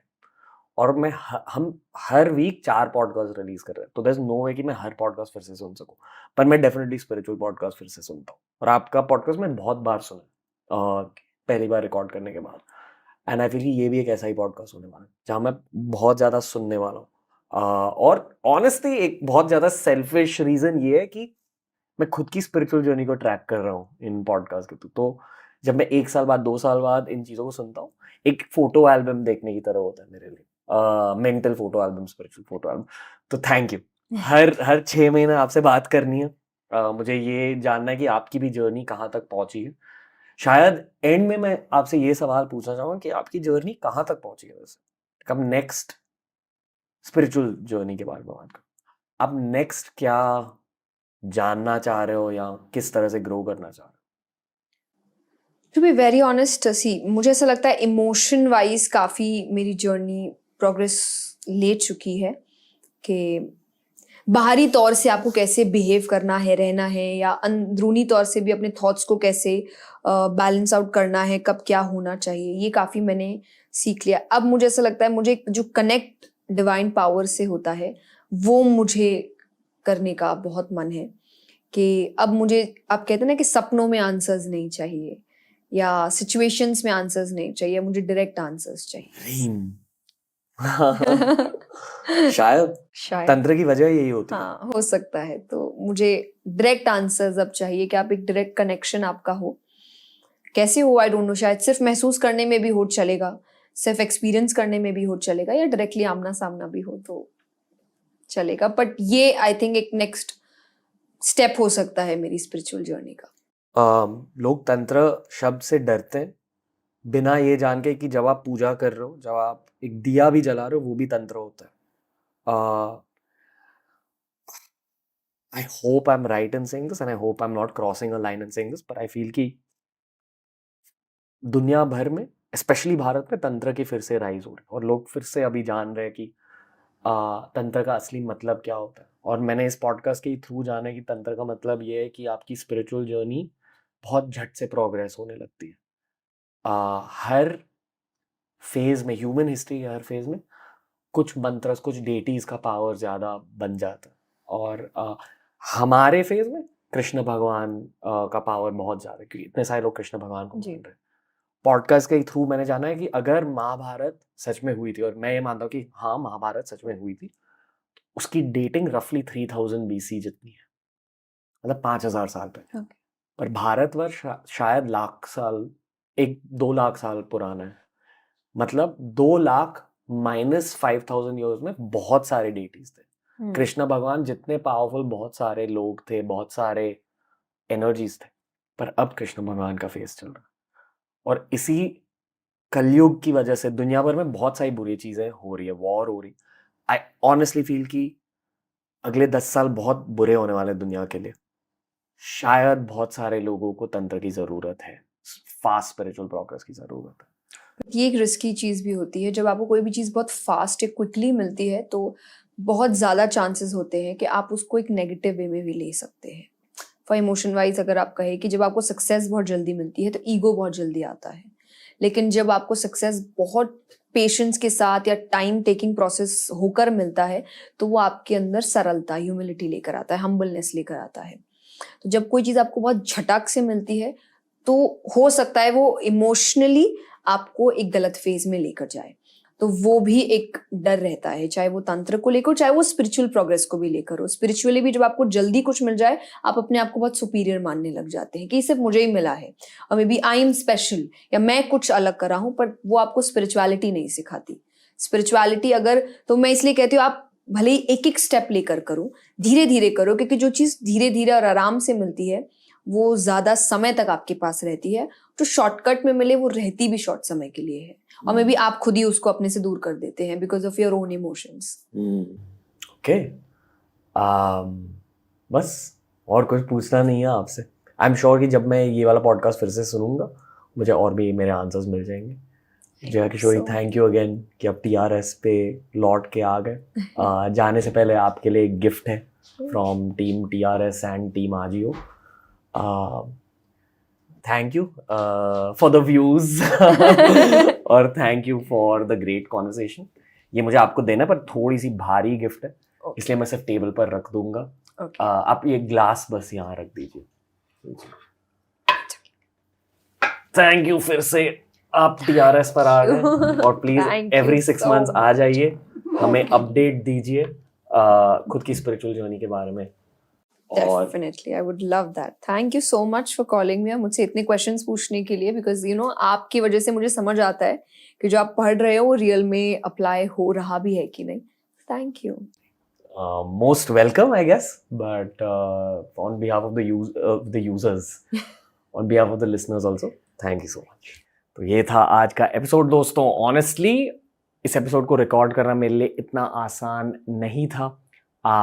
बहुत कुछ हो रहा है यार लाइफ में आजकल, पर इन्हीं मुश्किल फेजेस में मुझे ऐसे पॉडकास्ट करना बहुत अच्छा लगता है। पॉडकास्ट के एंड तक मेरी पूरी वाइब बदल गई। आई होप कि आपको आज का एपिसोड अच्छा लगा हो। पिछले वाले एपिसोड में 2.8 मिलियन व्यूज़ आए थे। अगर आपने वो वाला एपिसोड नहीं देखा है तो प्लीज़ जाके देखिए दोस्तों। जया किशोरी फिर से लौट कर आएंगी TRS पर। हमें बताइए कमेंट सेक्शन में कि इनके साथ और किन टॉपिक्स के बारे में बात करना चाहिए। As usual this look style by AJIO. अगर आपको भी ऐसी स्टाइलिंग चाहिए तो आजियो ऐप डाउनलोड कीजिए और तुरंत शॉपिंग स्टार्ट कीजिए दोस्तों। आजियो प्रेजेंट्स TRS बहुत ही जल्द लौट कर आएगा। आई होप कि आप सब लोग इंग्लिश पॉडकास्ट भी कंज्यूम कर रहे हैं। आई नो कि हिंदी पॉडकास्ट की वाइब भी कुछ अलग है, पर यार कुछ कुछ कॉन्वर्सेशंस ना अंग्रेजी में भी बहुत तगड़े होते हैं। आई प्रॉमिस यू, अगर आपने उस पॉडकास्ट को भी एक्सप्लोर किया आपको बहुत सारे बढ़िया एपिसोड्स मिलेंगे।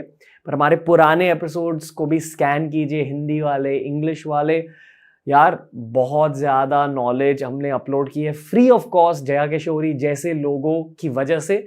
आई hope you guys are utilising it to the full capability of your mind. Jaya Kishori लौट कर आएगी टीआरएस पर, हम भी लौट कर आएंगे टीआरएस पर. Thank you for listening in. Ajio presents TRS बहुत ही जल्द लौट के आएगा.